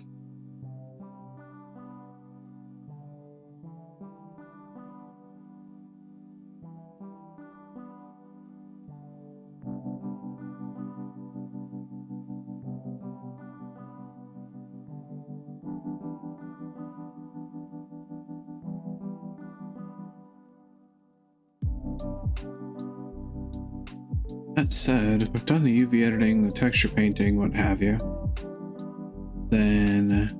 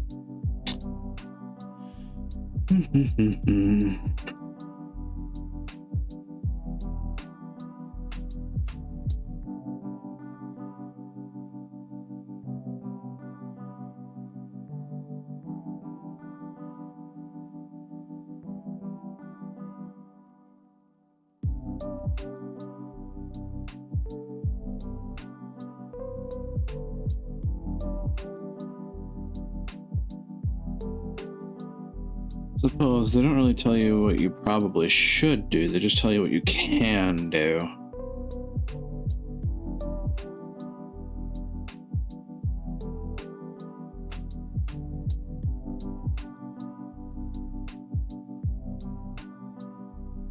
Oh yeah, right. It would also help if I changed over to the other thing that I was actually working on. Oops.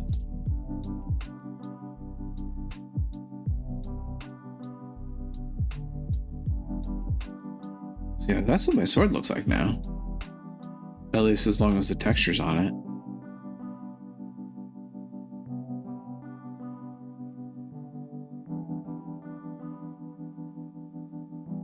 And this, we save.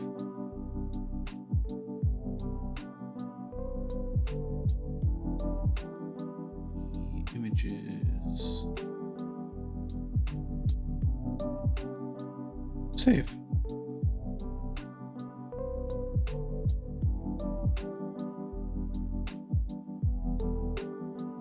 That should work, right? That should work. Close that program. Here I settle.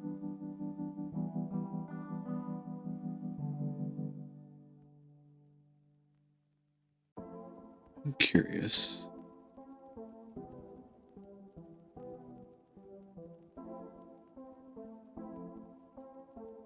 Universal scene description. Wavefront, Stanford, STL, FBX. Pretty sure what I need is an FBX file.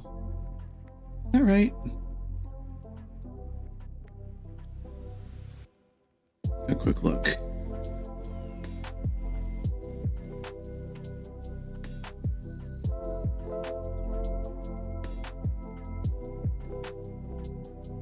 I save it in here? Don't remember. I did. So yeah, I think it needs to be saved as a .fbx.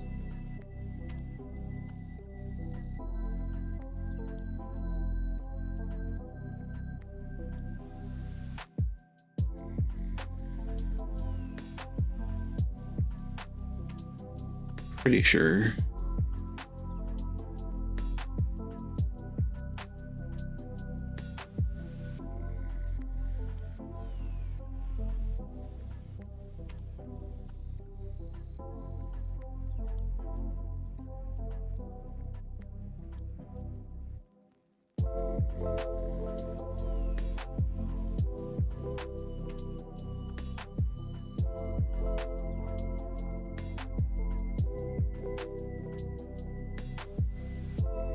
Okay.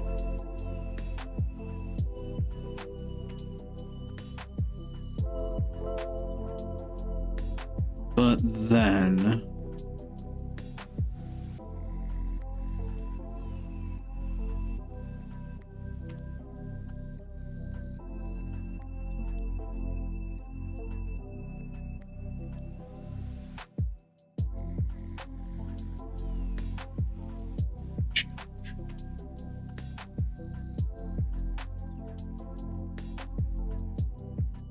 I'm curious how this is going to work.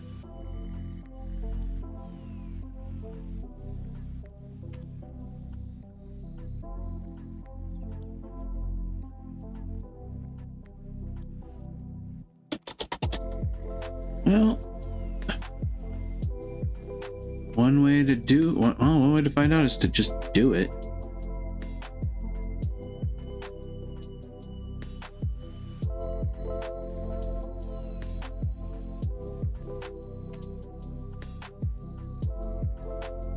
Then we go here.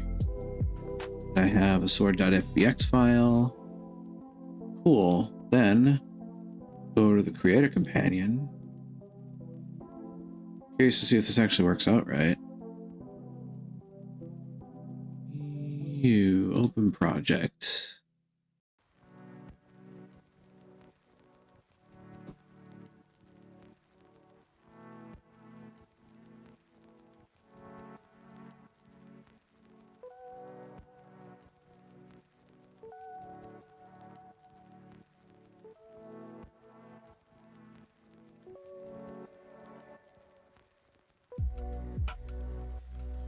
I'm curious to see how this goes.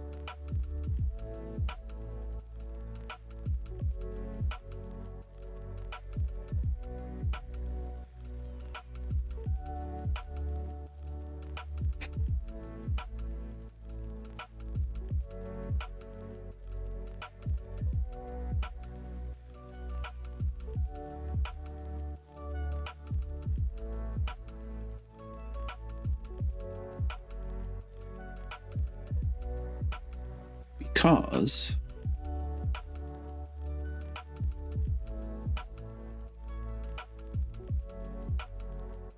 I'm waiting for stuff.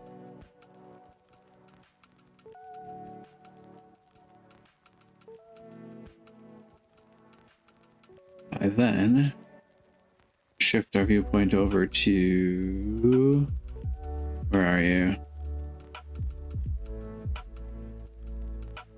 Appear to be in my list of options. I will fix that. There we go. Flip over to this.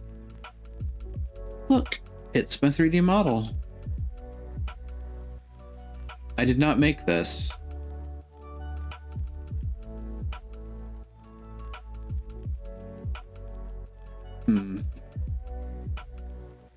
Create a folder. Props.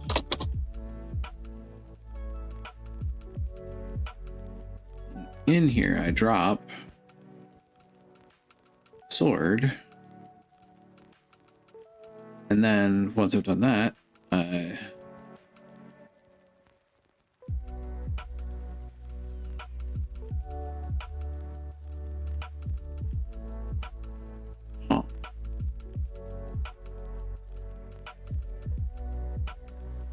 yeah, I don't see the texturing on it. Dang it. I see the materials. That's cool.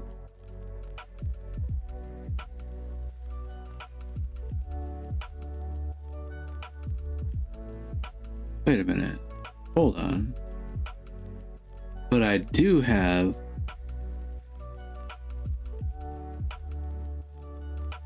Hold on. This should work, right? If I apply this...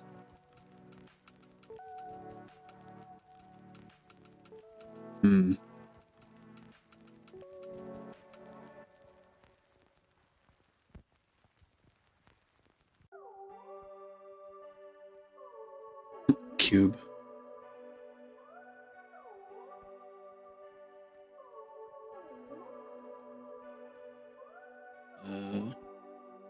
Okay, so I really don't need the camera or the light. So I was right about that. I don't need the camera or the light.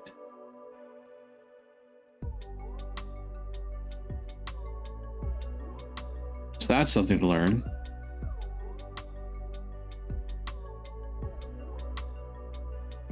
Okay. So over here, delete camera, delete light. Don't need either, yes. But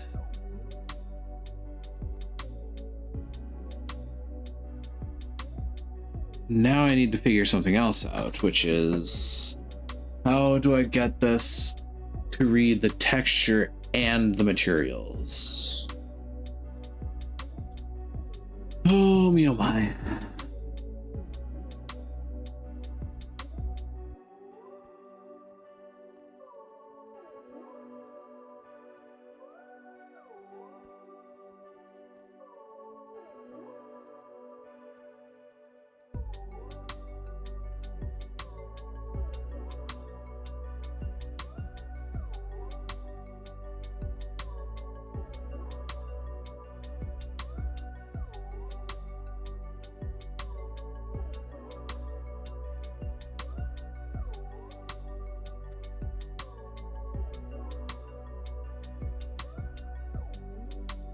Mesh renderer,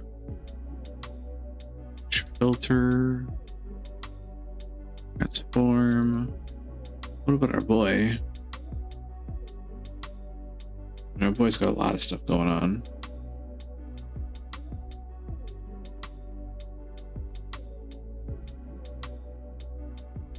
Skin mesh renderer.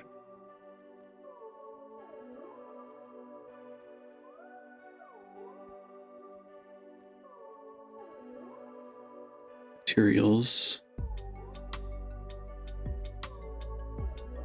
lighting, probes, additional settings,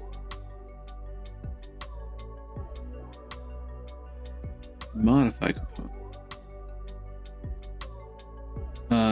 skin mesh renderer. Hang on, what if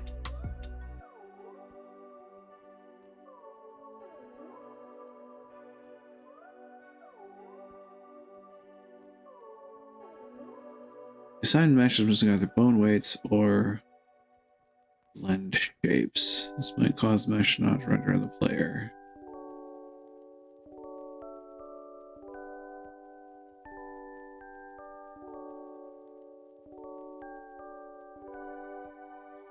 So, Holy Lord, is that like... That sword is behind me.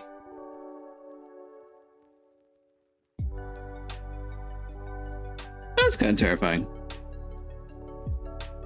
And fucking enormous.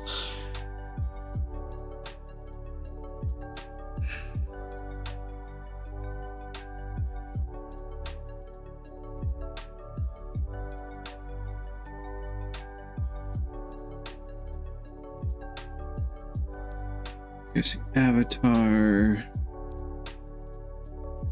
animator,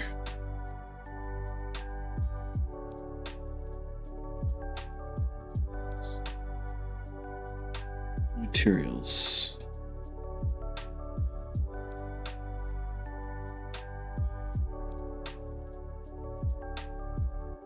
Wait, so that did come in. I don't need this.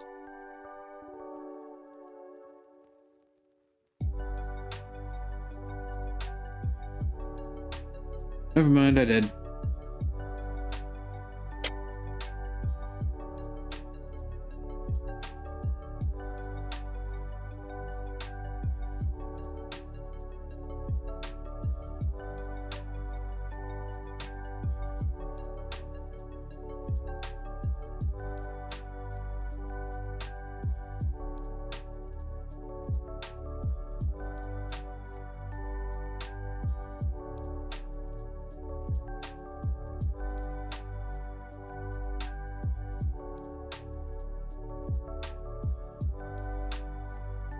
Like, it's got the mapping, but it doesn't have the material.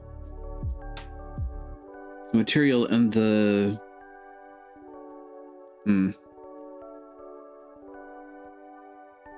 How do I get that to play game?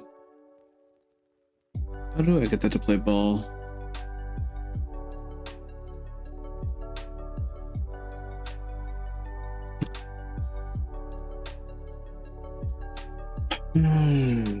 Albedo. Wait, let's take a look at that actually.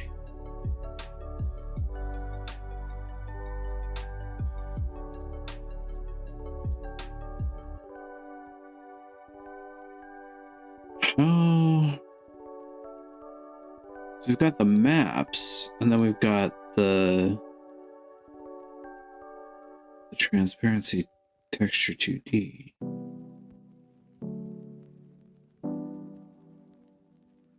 So I go back to this.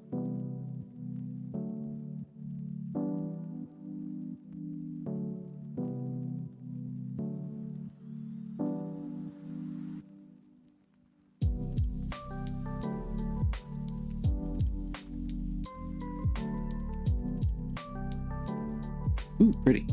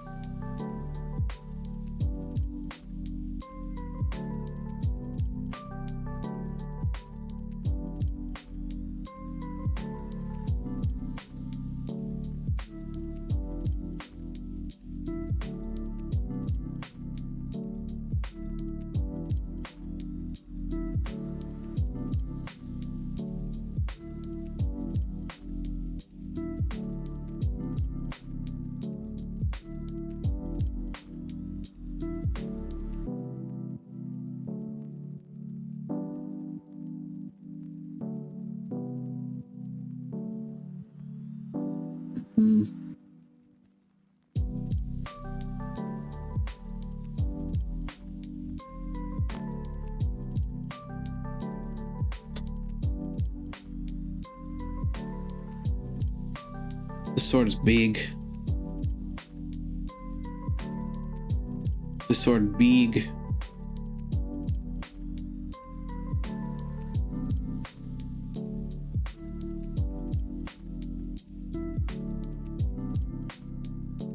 This sword no longer big.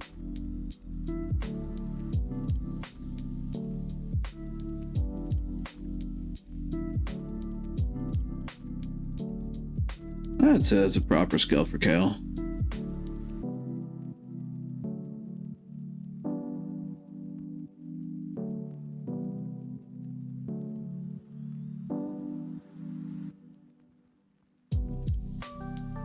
Oh yeah.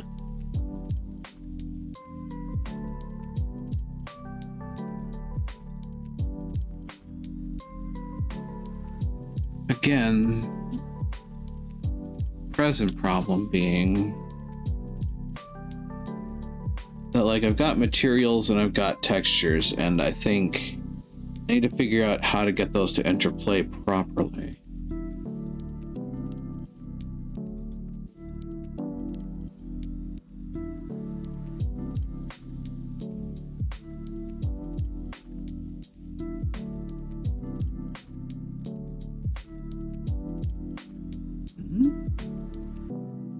What is that?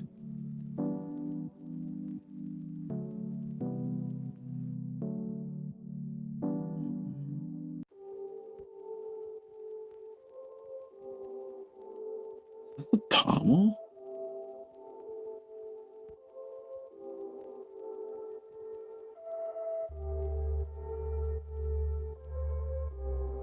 Wait, no, that's the whole sword. That's an interesting little hiccup.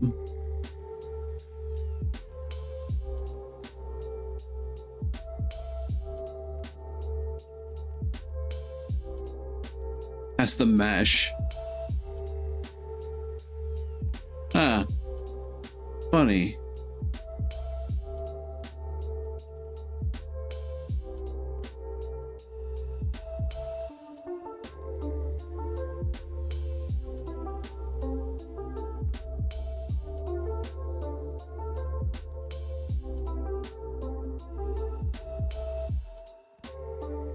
So, save that.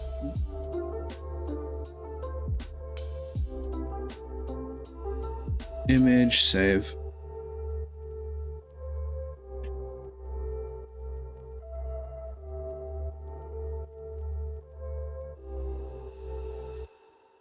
Export.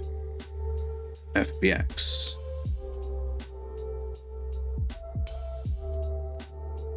Path mode, batch mode. Include.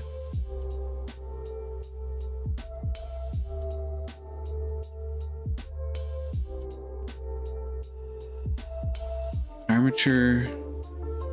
Mesh.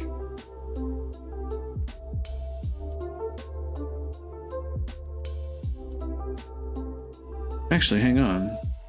We'll double check that. What all have you got?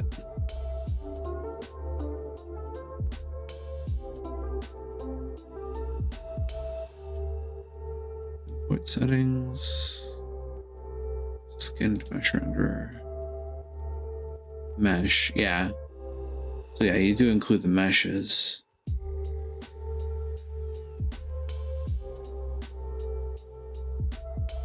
That would track.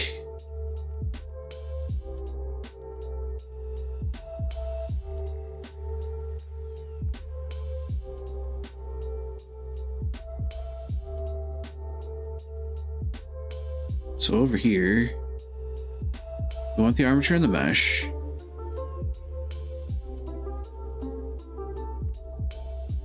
Apply scalings, forwards, geometry, armature. Bones, add leaf bones, geometry.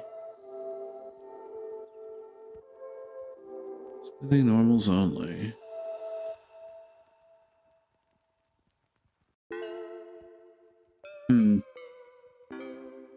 sRGB.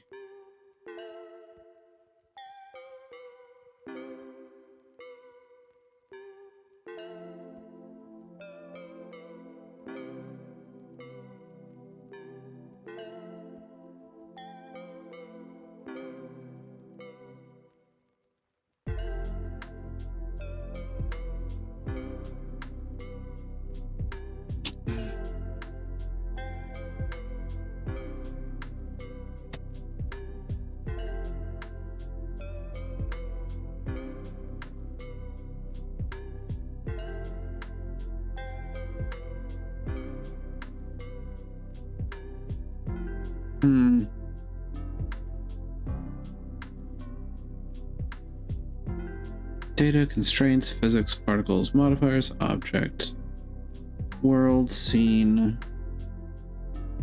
object, collections, instancing, motion, visibility. Is there anything in here for exporting? What do you think of it?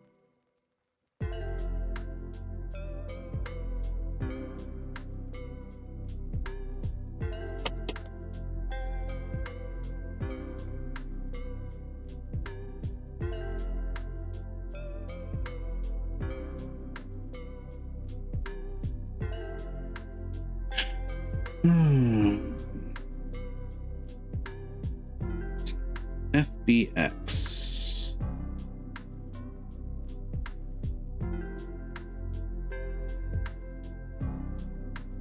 So they're not supported by the FBX.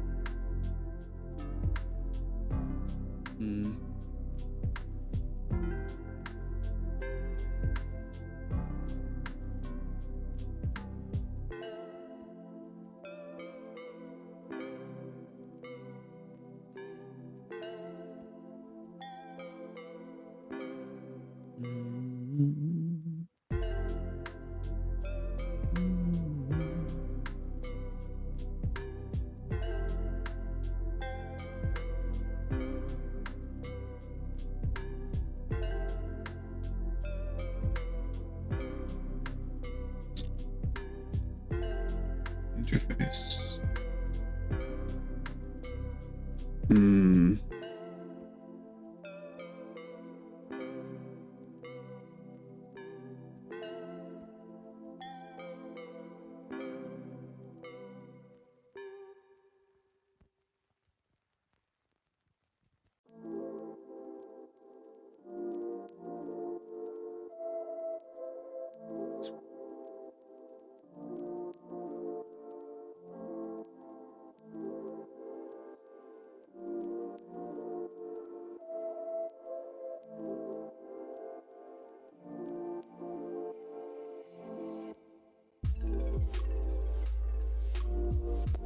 I'm not sure how to get that to work.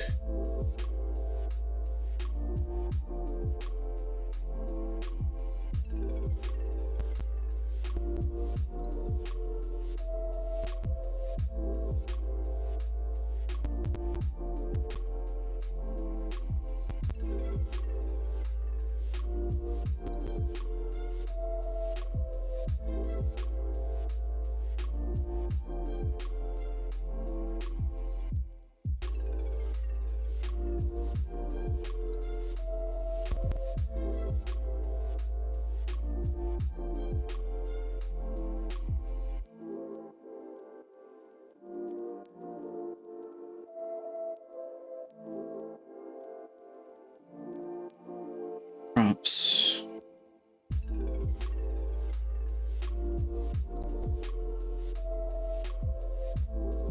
Yes.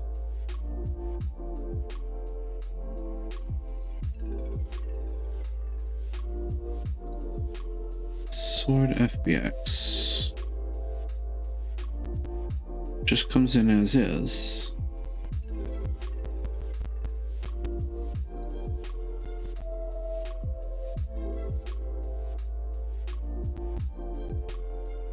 Drop that in.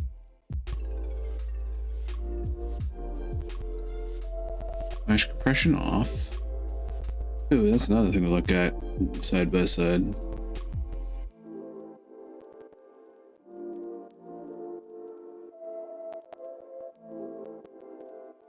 Wish I could.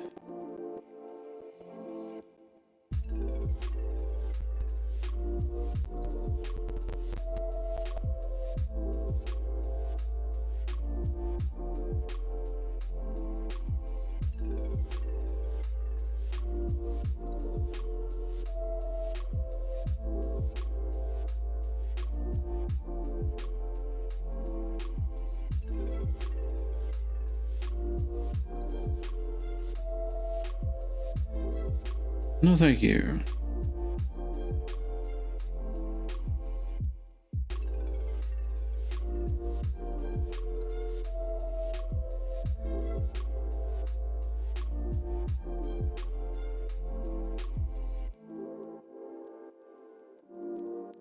Ooh.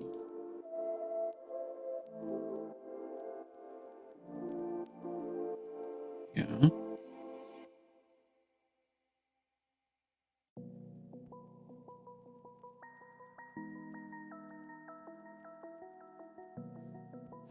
Okay. How do I want to do this? I need to be able to look at two of these. I need to be able to inspect two strips of data at the same time.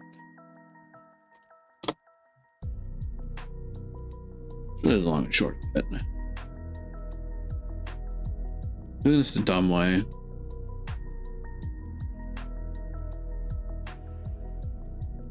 Minimize that. Meanwhile, back at the ranch, click on you.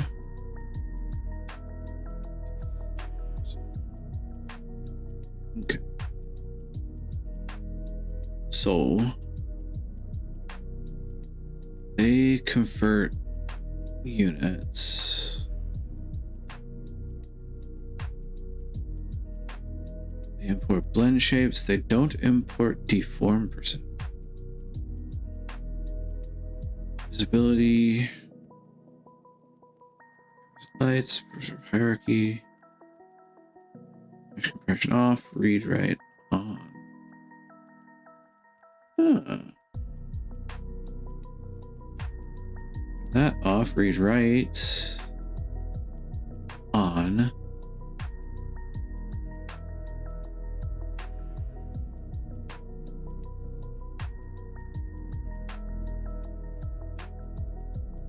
I surmise. Save them.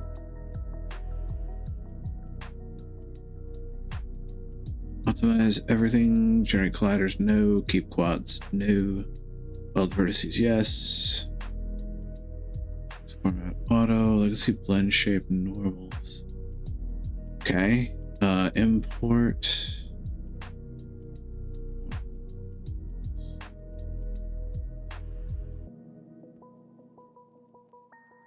Huh. Normals mode is area and angle weighted. Huh?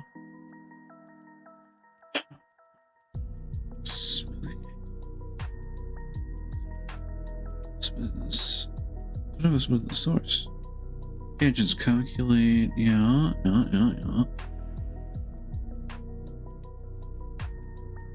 Otherwise, what they've got going on for them.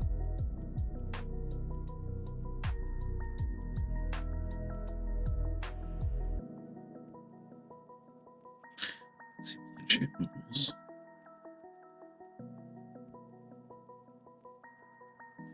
Legacy blend shape normals.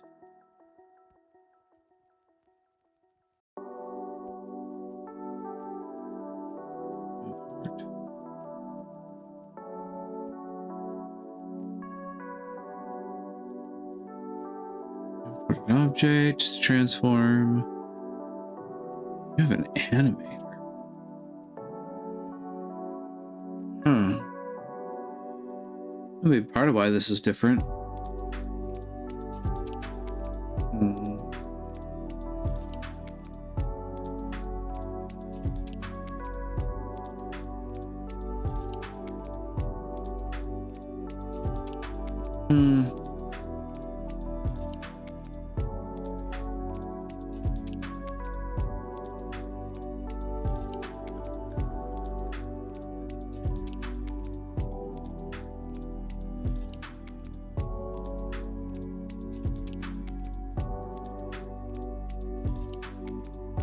Okay.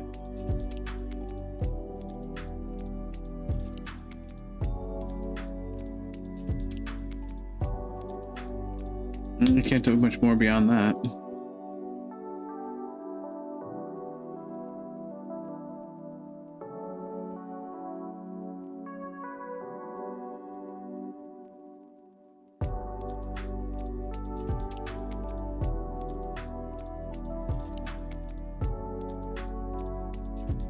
Suddenly decided to get like really small.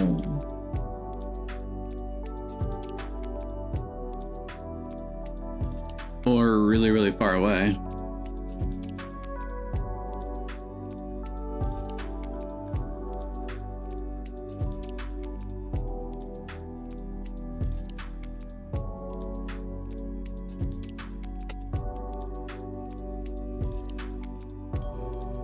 Whoa.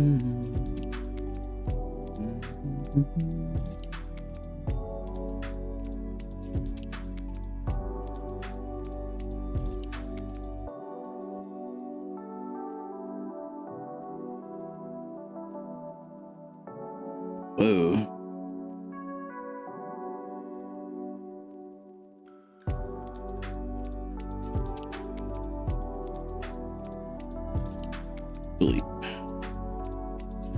Drag and drop. Yeah, see, you're big. You're big.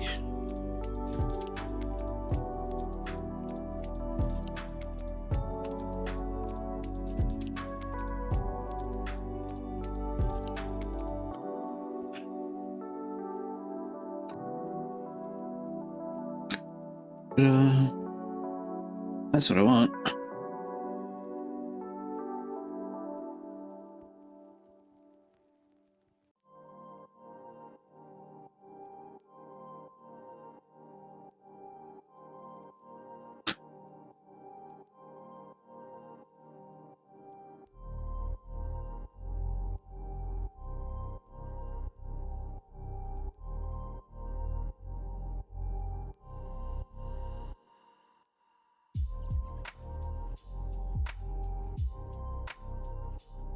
It does look cool.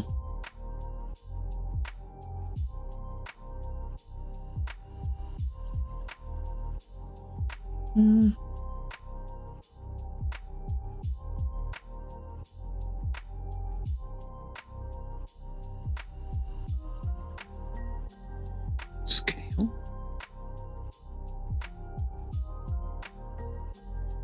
Scale is gauche.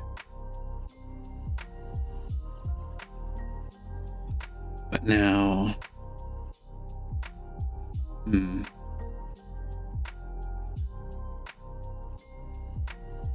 still kind of stuck with these materials as they are.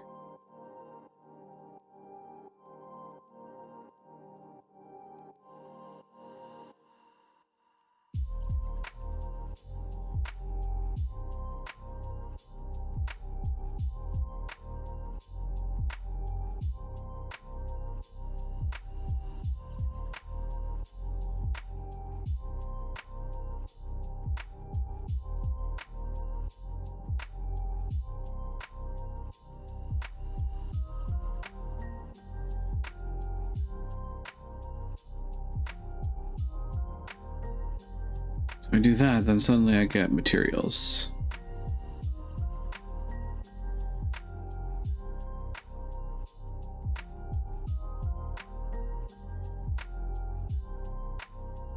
These are materials.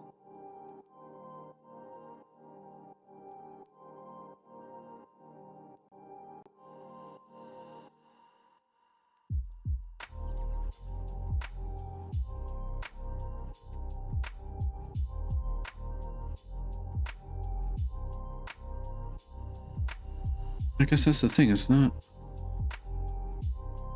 necessarily a material, is it?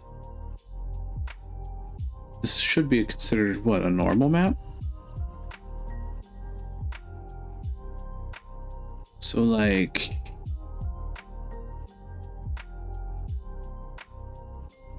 it should be considered mapping.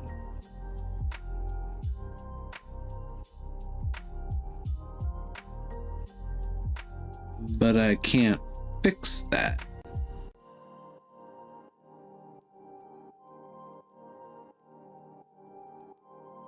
Unless over in Materials World there is a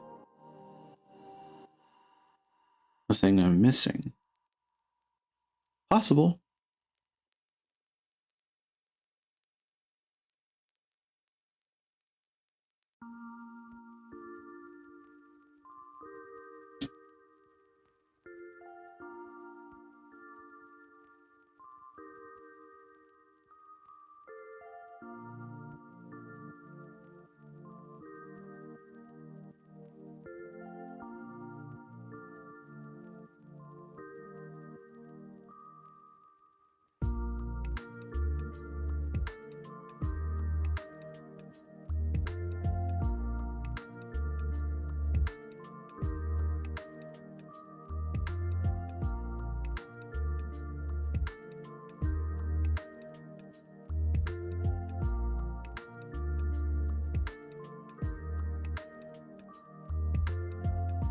So how do we get...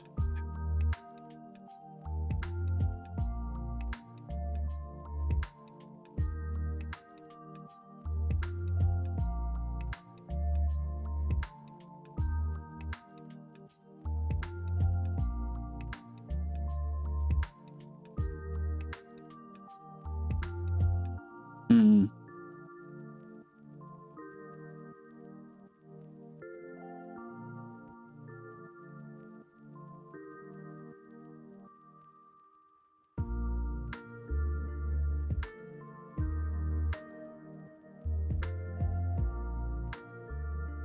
What is it that I'm missing?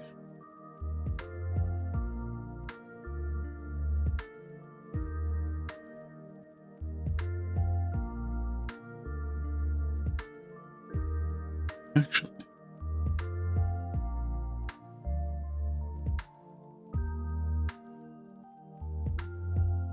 Hmm.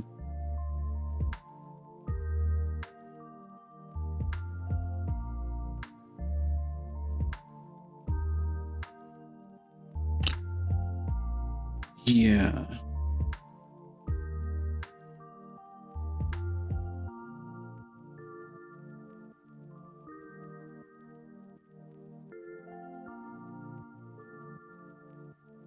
Guess I'm not really sure how this changes.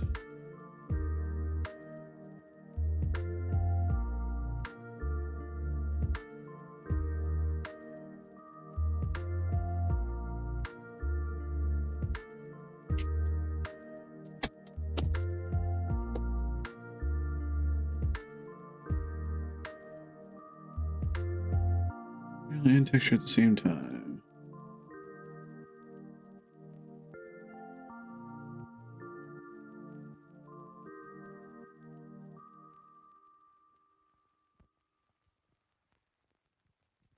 Edit mode, suffuses the other wrap. Solid checkbox or shading.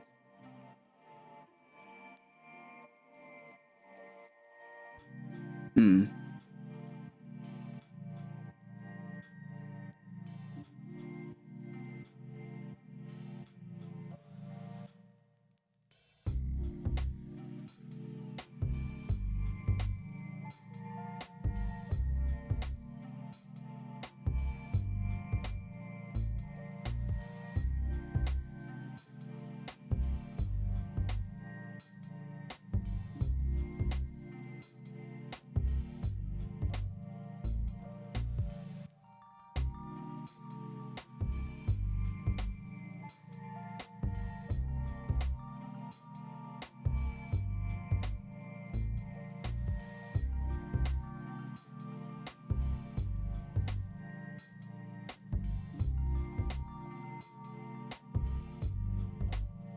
It's plain diffuse.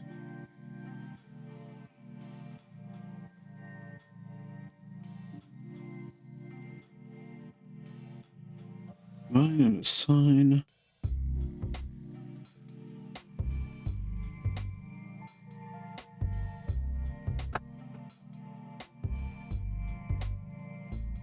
I'm getting an idea.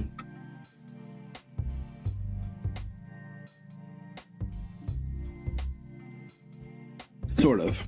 Ish.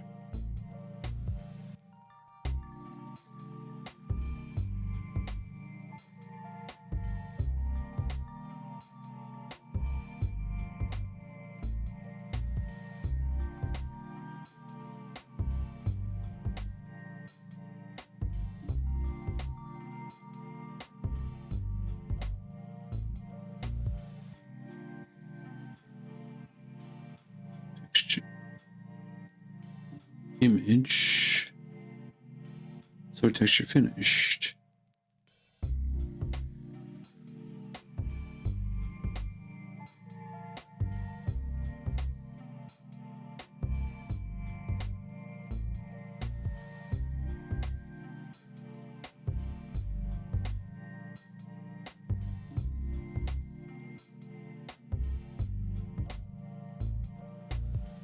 Okay.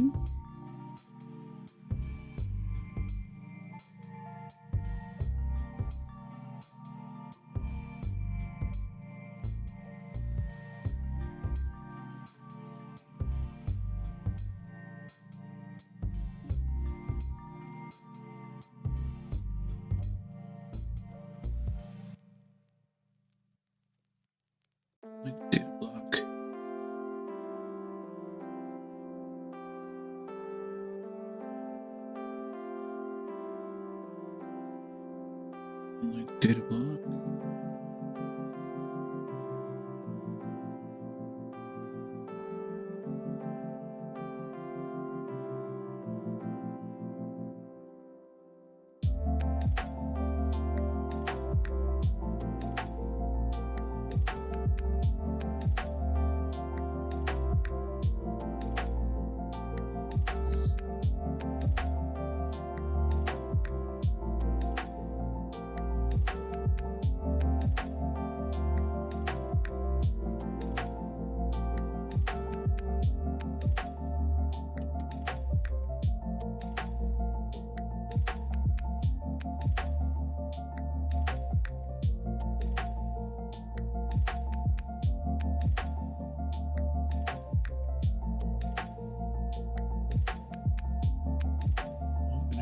UV map, display color,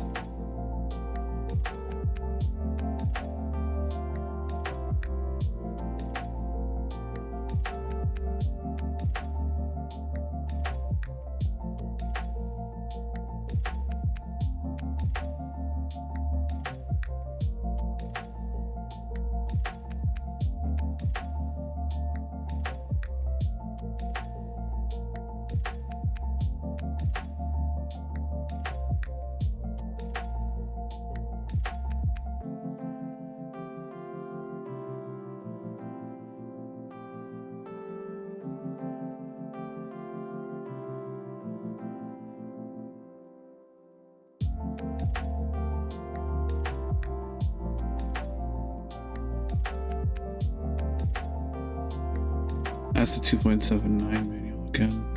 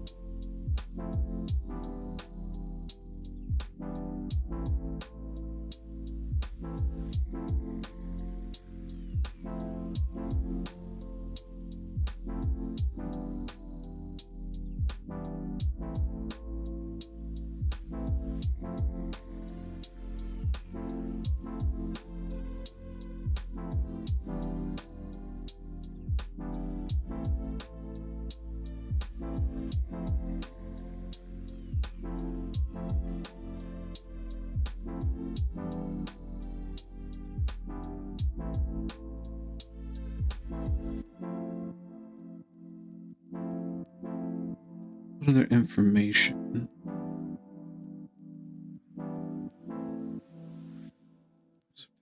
Modifiers, vertex colors, armatures, FBX. What?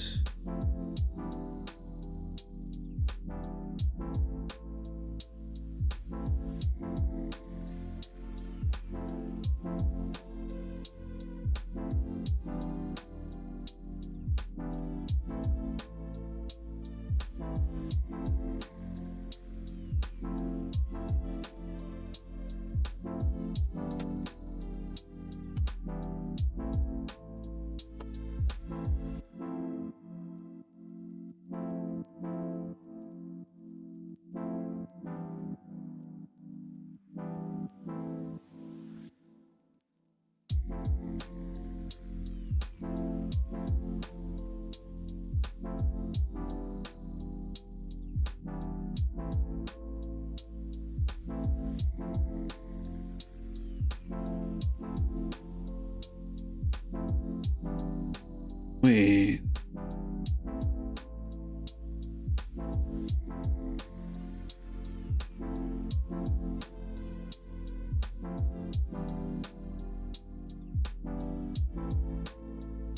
These notes.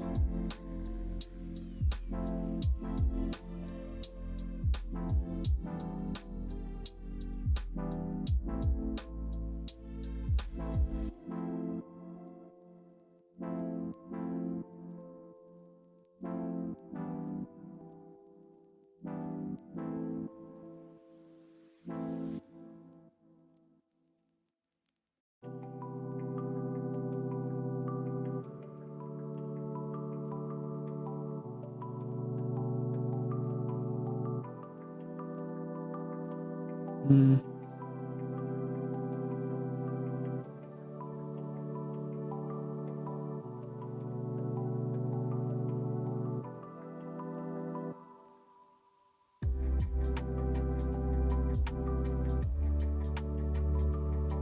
I'm gonna have to be able to tie the material and the texture together. And that's where I'm stumbling.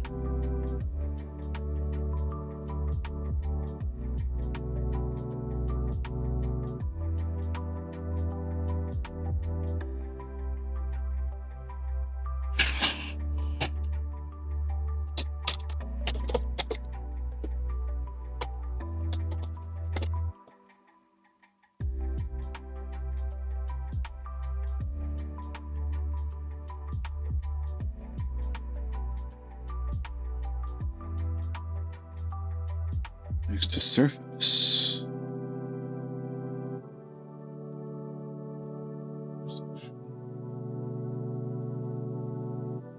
Base color property. On the yellow dot.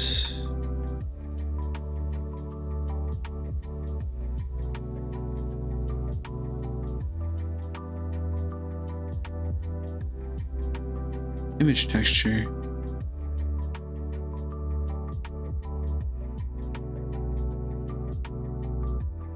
Sort texture finished. Yeah?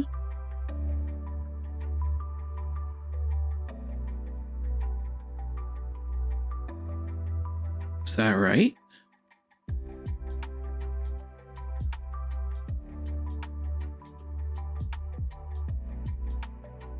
Mercy me, I think I might have actually figured it out. Image texture. Sort texture finished.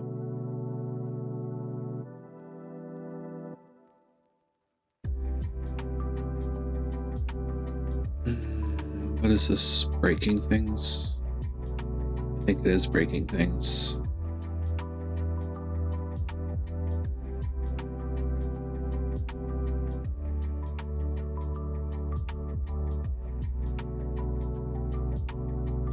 Because they don't have the proper color applied as well.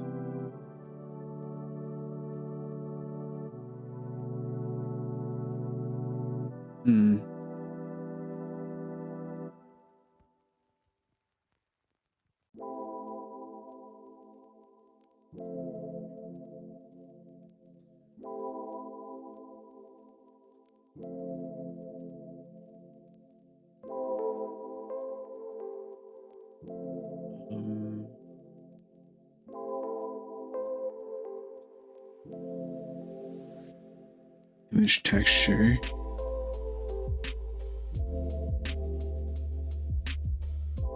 Should be sort texture finished. Because that gets me this, but doesn't get me the coloring that I want. Then logic would denote I had to color it in the texture itself.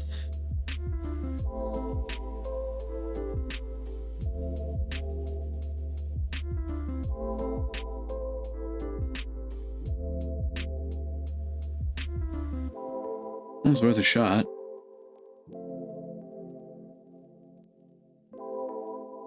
Certainly worth a shot.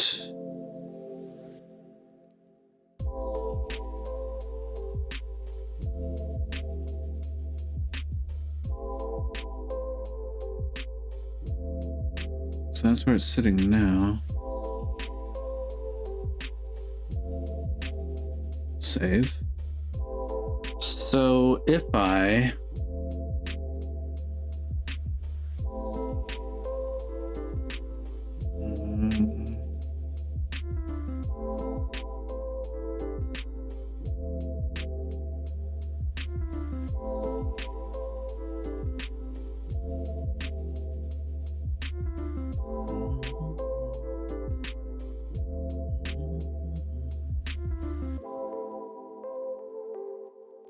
I'm curious about something now.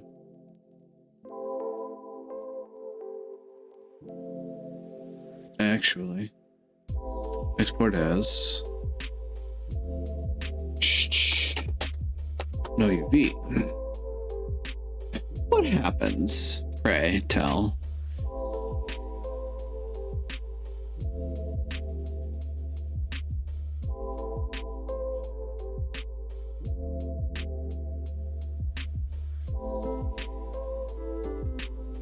If I open sword texture no UV, I make that the file du jour. I make that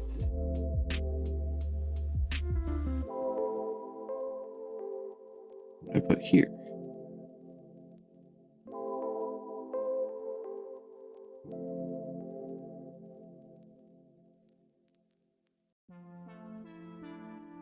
Sword texture finish no UV. Then I see this, but magic texture. Pray tell was a magic texture. Ooh, pretty. Not what I'm looking for, but pretty.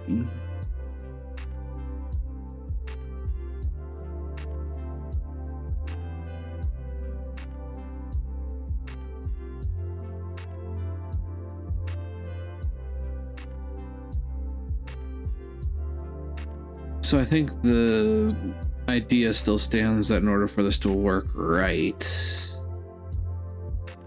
you have to apply the color too.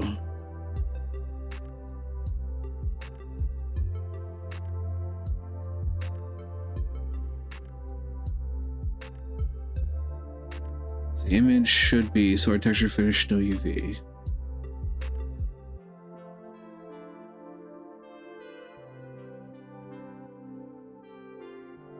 So it gets us this impressive looking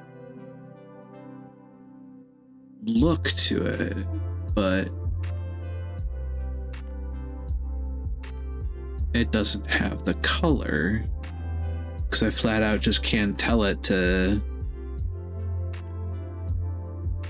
unless there's something I'm missing in here somewhere.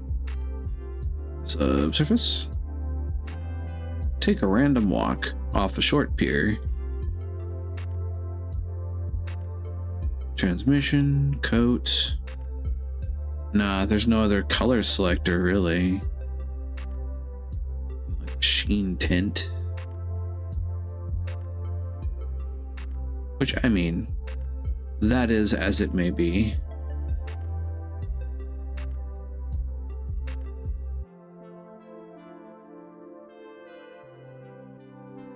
The sword does in fact have sheen. Honestly, the handle should probably have a little bit of sheen as well.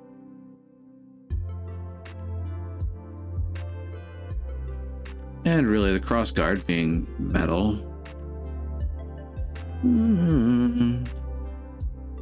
But being a different type of, like, metal.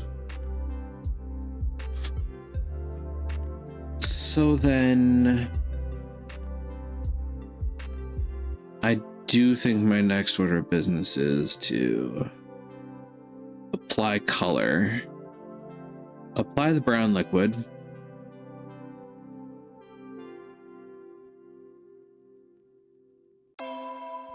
which would mean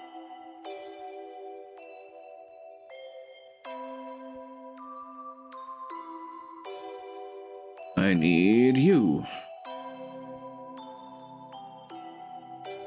Over here in this world, what I need is a color layer.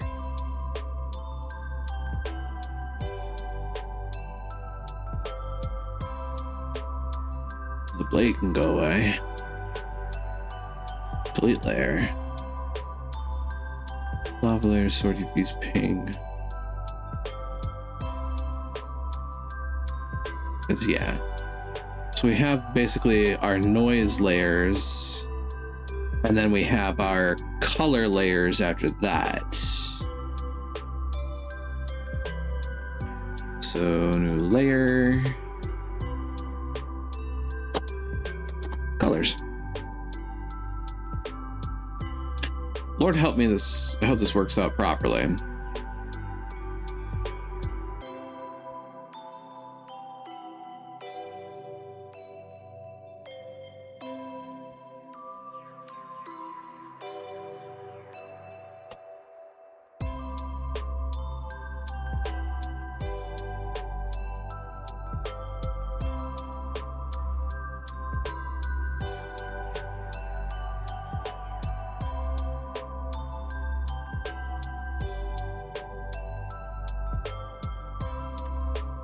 So this fill with effectively what's going to wind up being a goldish color.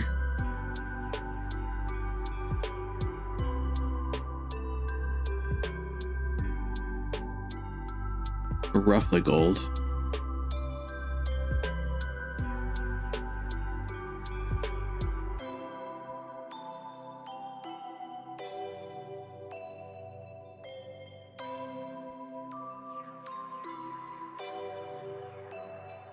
Oh, there's going to be some fun in this today.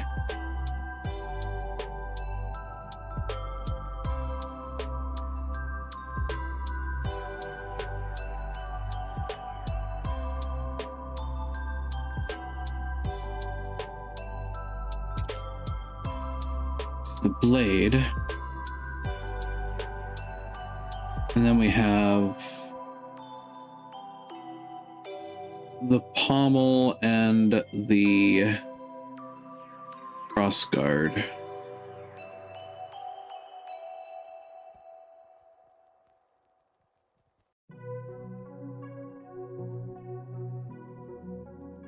I wonder.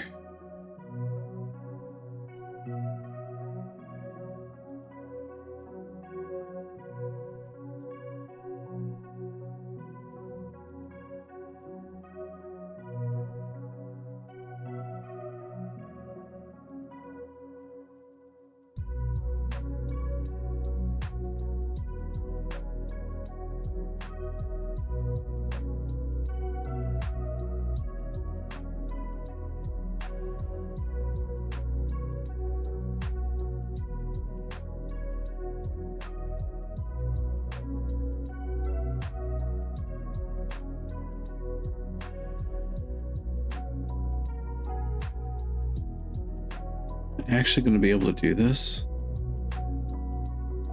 I might. We'll find out.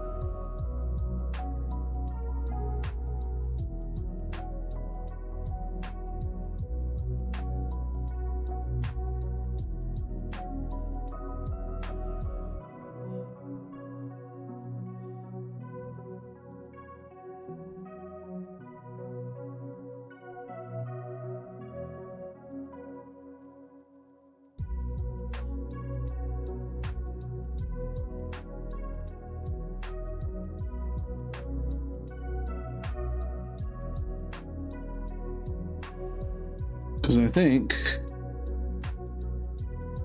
almost.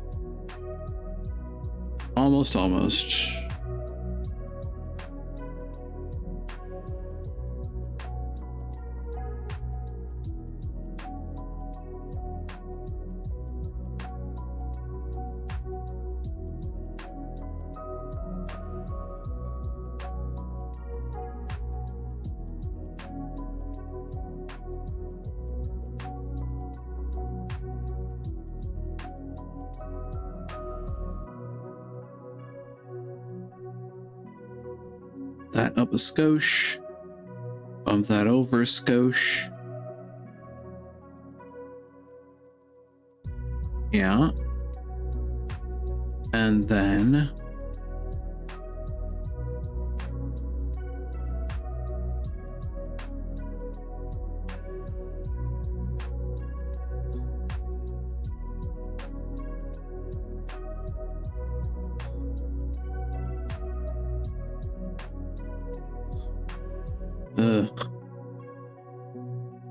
it's very particular. I'm having a problem with this UV. I think I'm done with the problems with this UV.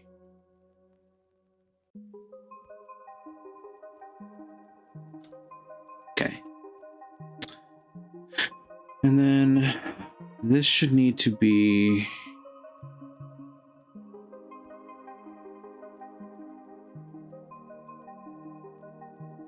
sort of brown color.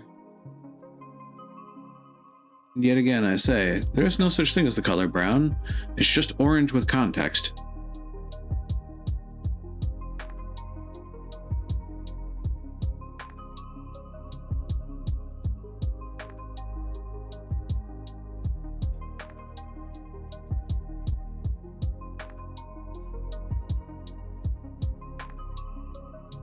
Oh my god, that worked.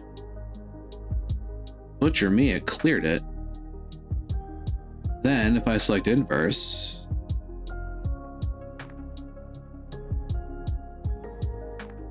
odds bodikins, this might actually work. Make that a silvery color. Hit the fill. And smack it like it owes me money. It most assuredly does.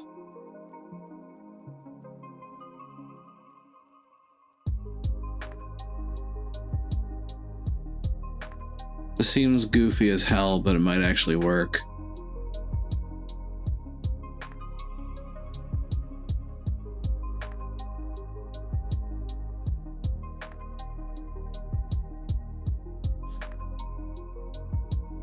Select none.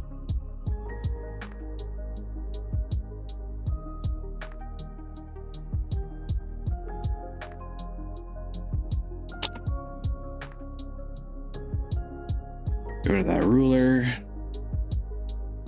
And now for something rather dumb.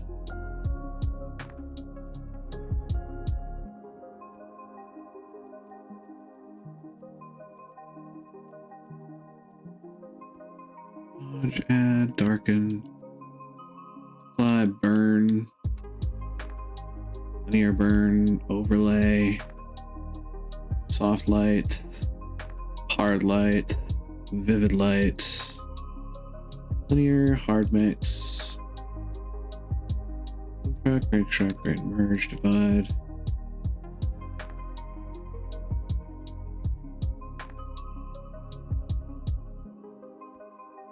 Because actually, hold on.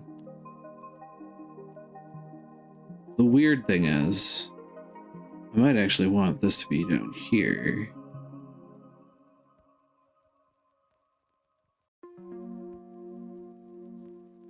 Lava layer.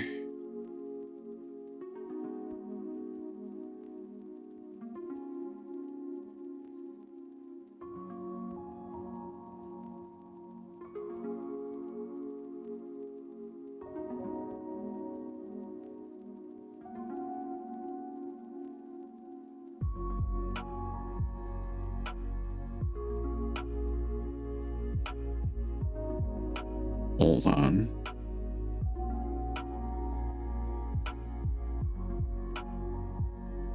And both of you are HSV value.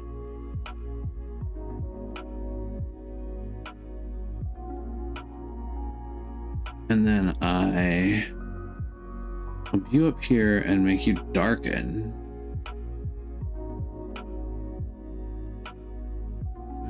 No. Because that's not correct either.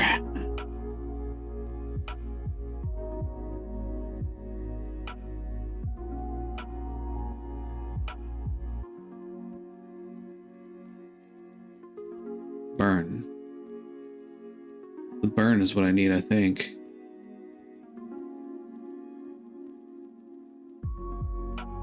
This is weird. This is weird, but it is what it is. Sword texture. Finish 2. Why? Because I'm a fucking gremlin. That's how this is gonna be. Heaven help me if this works. I'm gonna make somebody out there flinch, I know. Image, open. This feels like a bad idea.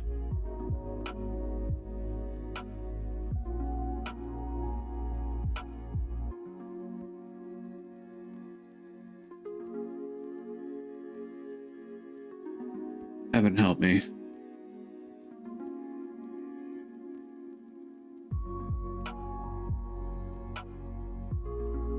Oh Lord. Did I?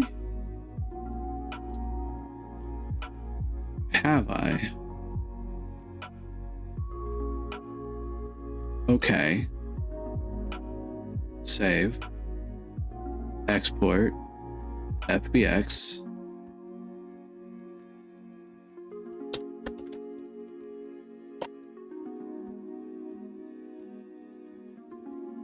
Lord, have all the mercy in heaven. Unity. Pop over to this neck of the woods. And I delete all of that. And we instead...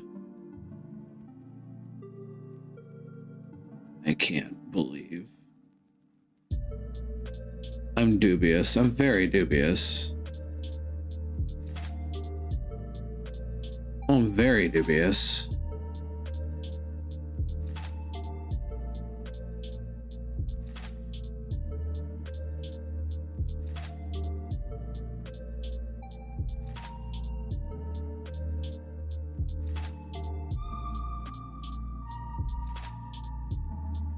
Unapplied import settings. Save. Yes. Yes.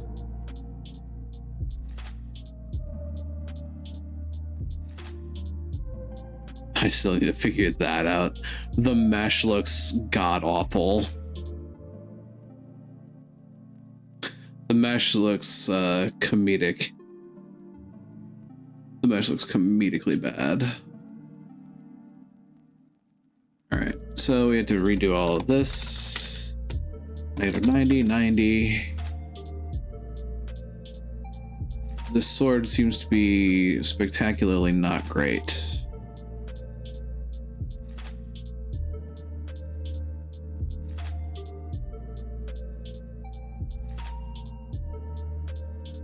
Apply that. Oh, wait a minute. Hold on. Hold up. So it just wasn't included in the export. How do I include the texture in the export? That is a question. That, I think, is one of my next questions that I need to answer.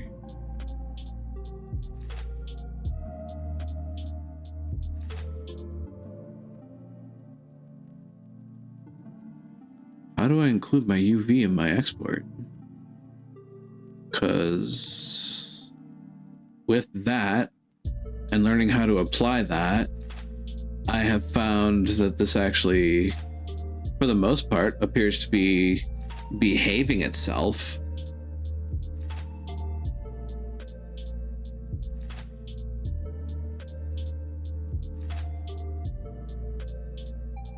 That appears to be looking pretty close to what I expect it to look like. I like it. And from here, I could work on getting that imported into my model as a toggleable object, and I now have a sword.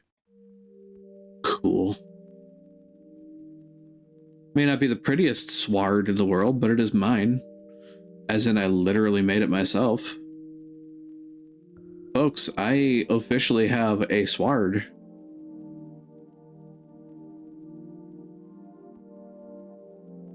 Admittedly, there are a few things I still need to learn how to properly do so that I don't like absolutely explode something, but that is interesting.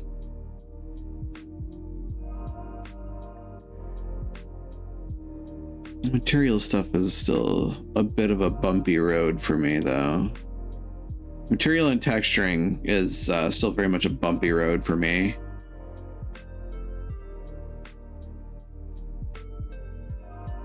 For now, though, I am not going to save the changes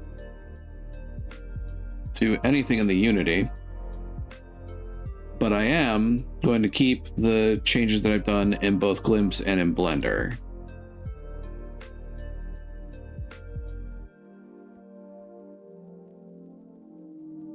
There's a way to do this. There is. There has to be, right?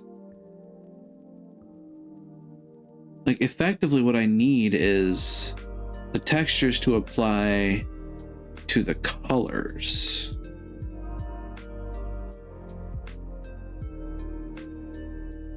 So what if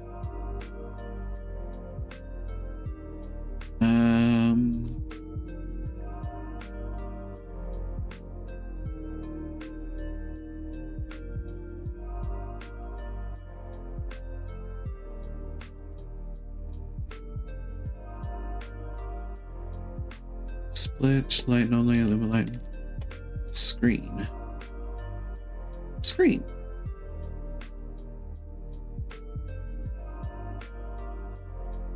Screen. That almost works. If I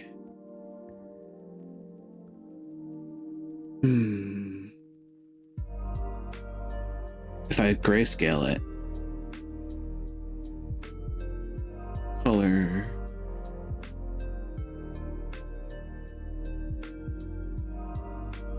color to gray. Ooh.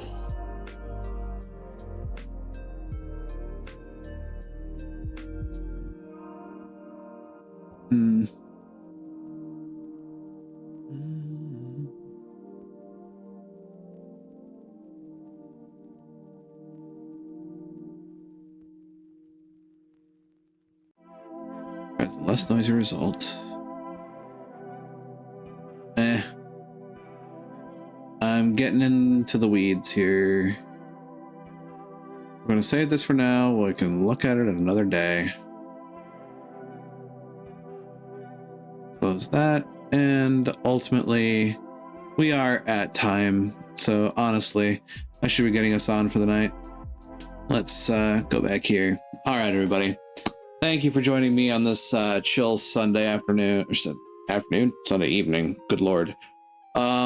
I certainly hope that y'all enjoyed your time. I certainly learned a little bit more, and I honestly think I'm really close to a finished-ish product for a first time at Blender. Well, let's see what goes from there. I'm on Twitter, SigmaVods, YouTube for safekeeping. I have a Discord server, and I'm on a host of social media sites. Of course, you see the links there, as well as in the bio under the stream. And finally, to those who chat, I appreciate you. To those who lurk, I appreciate you. And to those who watch the VODs, I appreciate you. And I certainly hope that I can see you here live someday, should the opportunity ever arise. With that, let's find a raid target for the evening. As tempting as it is to throw everybody to GDQ, I don't know about raiding GDQ themselves.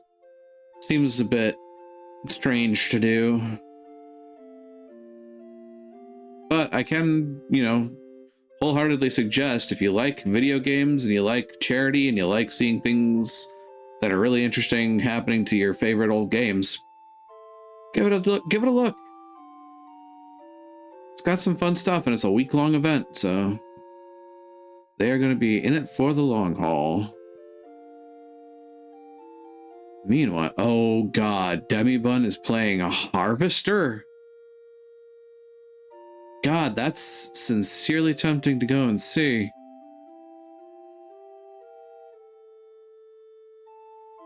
That's very tempting to see. I love Harvester. I shouldn't, but I do. So you know what? I'm going to subject other people to this. I will also say there's some really offbeat and kind of gross stuff in this. It is an old DOS game. It's got it's got a particular sense of humor that's very grim because it's lampooning the whole scare back then of like, oh, video games make people violent and sociopathic murderers. Yeah, this game very much lampoons that, and they do it in kind of gross ways. So if you're not into Squick, I would definitely say, you know, viewer discretion advised.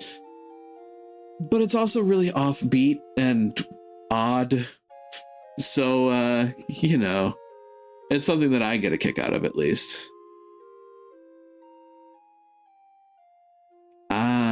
Looks like Demibun is presently working on some technical stuff. But in the meantime, I can at least say, here is our raid message for the evening. Feel free to copy it, paste it down, and I will wait to see Demi come back before I hit the go button on the raid. So give me just a second, folks. We will be making our way out there as soon as we can. And before I get raided myself, I will turn those off for an hour. But yeah, Harvester. It is an odd game, but it is an interesting one. It's a piece of video game history that I am happy to have been subjected to in a way. It certainly, like I said, it's got a very offbeat sense of humor. In that, like, it involves some body horror. It involves things were better in the 50s mentality, including everything that my sarcastic voice is alluding to. There's a lot of like beat the commies sort of attitude to it, and it just gets weirder from there. It also features one of my favorite statements. You always were a kidder, Steve. Oh God. Oh God. So yeah, if you ever hear me reference that, this game is where that's from. It is from this game called Harvester, and it's a trip. Just making sure that it looks like their rig is back up and running. And, you know, I get another commercial break because Twitch is the best platform in the world and totally not just shoveling a whole bunch of crap in my face for no good reason. At least from the chat, it appears Demi is up and running again, so I'm going to get our raid moving. Once again, up above, you see the raid message. Feel free to copy it and paste it down. If you don't have access to my emotes, just use whatever you've got. It's not about putting my face all over it. It's about spreading love moving forward. Well, the doors are open. The portal is shining in the distance. I'll say to you all once more, be you denizens, be you hunters, be you visitors. Thank you all for joining me here once again in Daemona Marina. Now, let's go get another, shall we? Take care out there, and try to be a light in the darkness when you can be.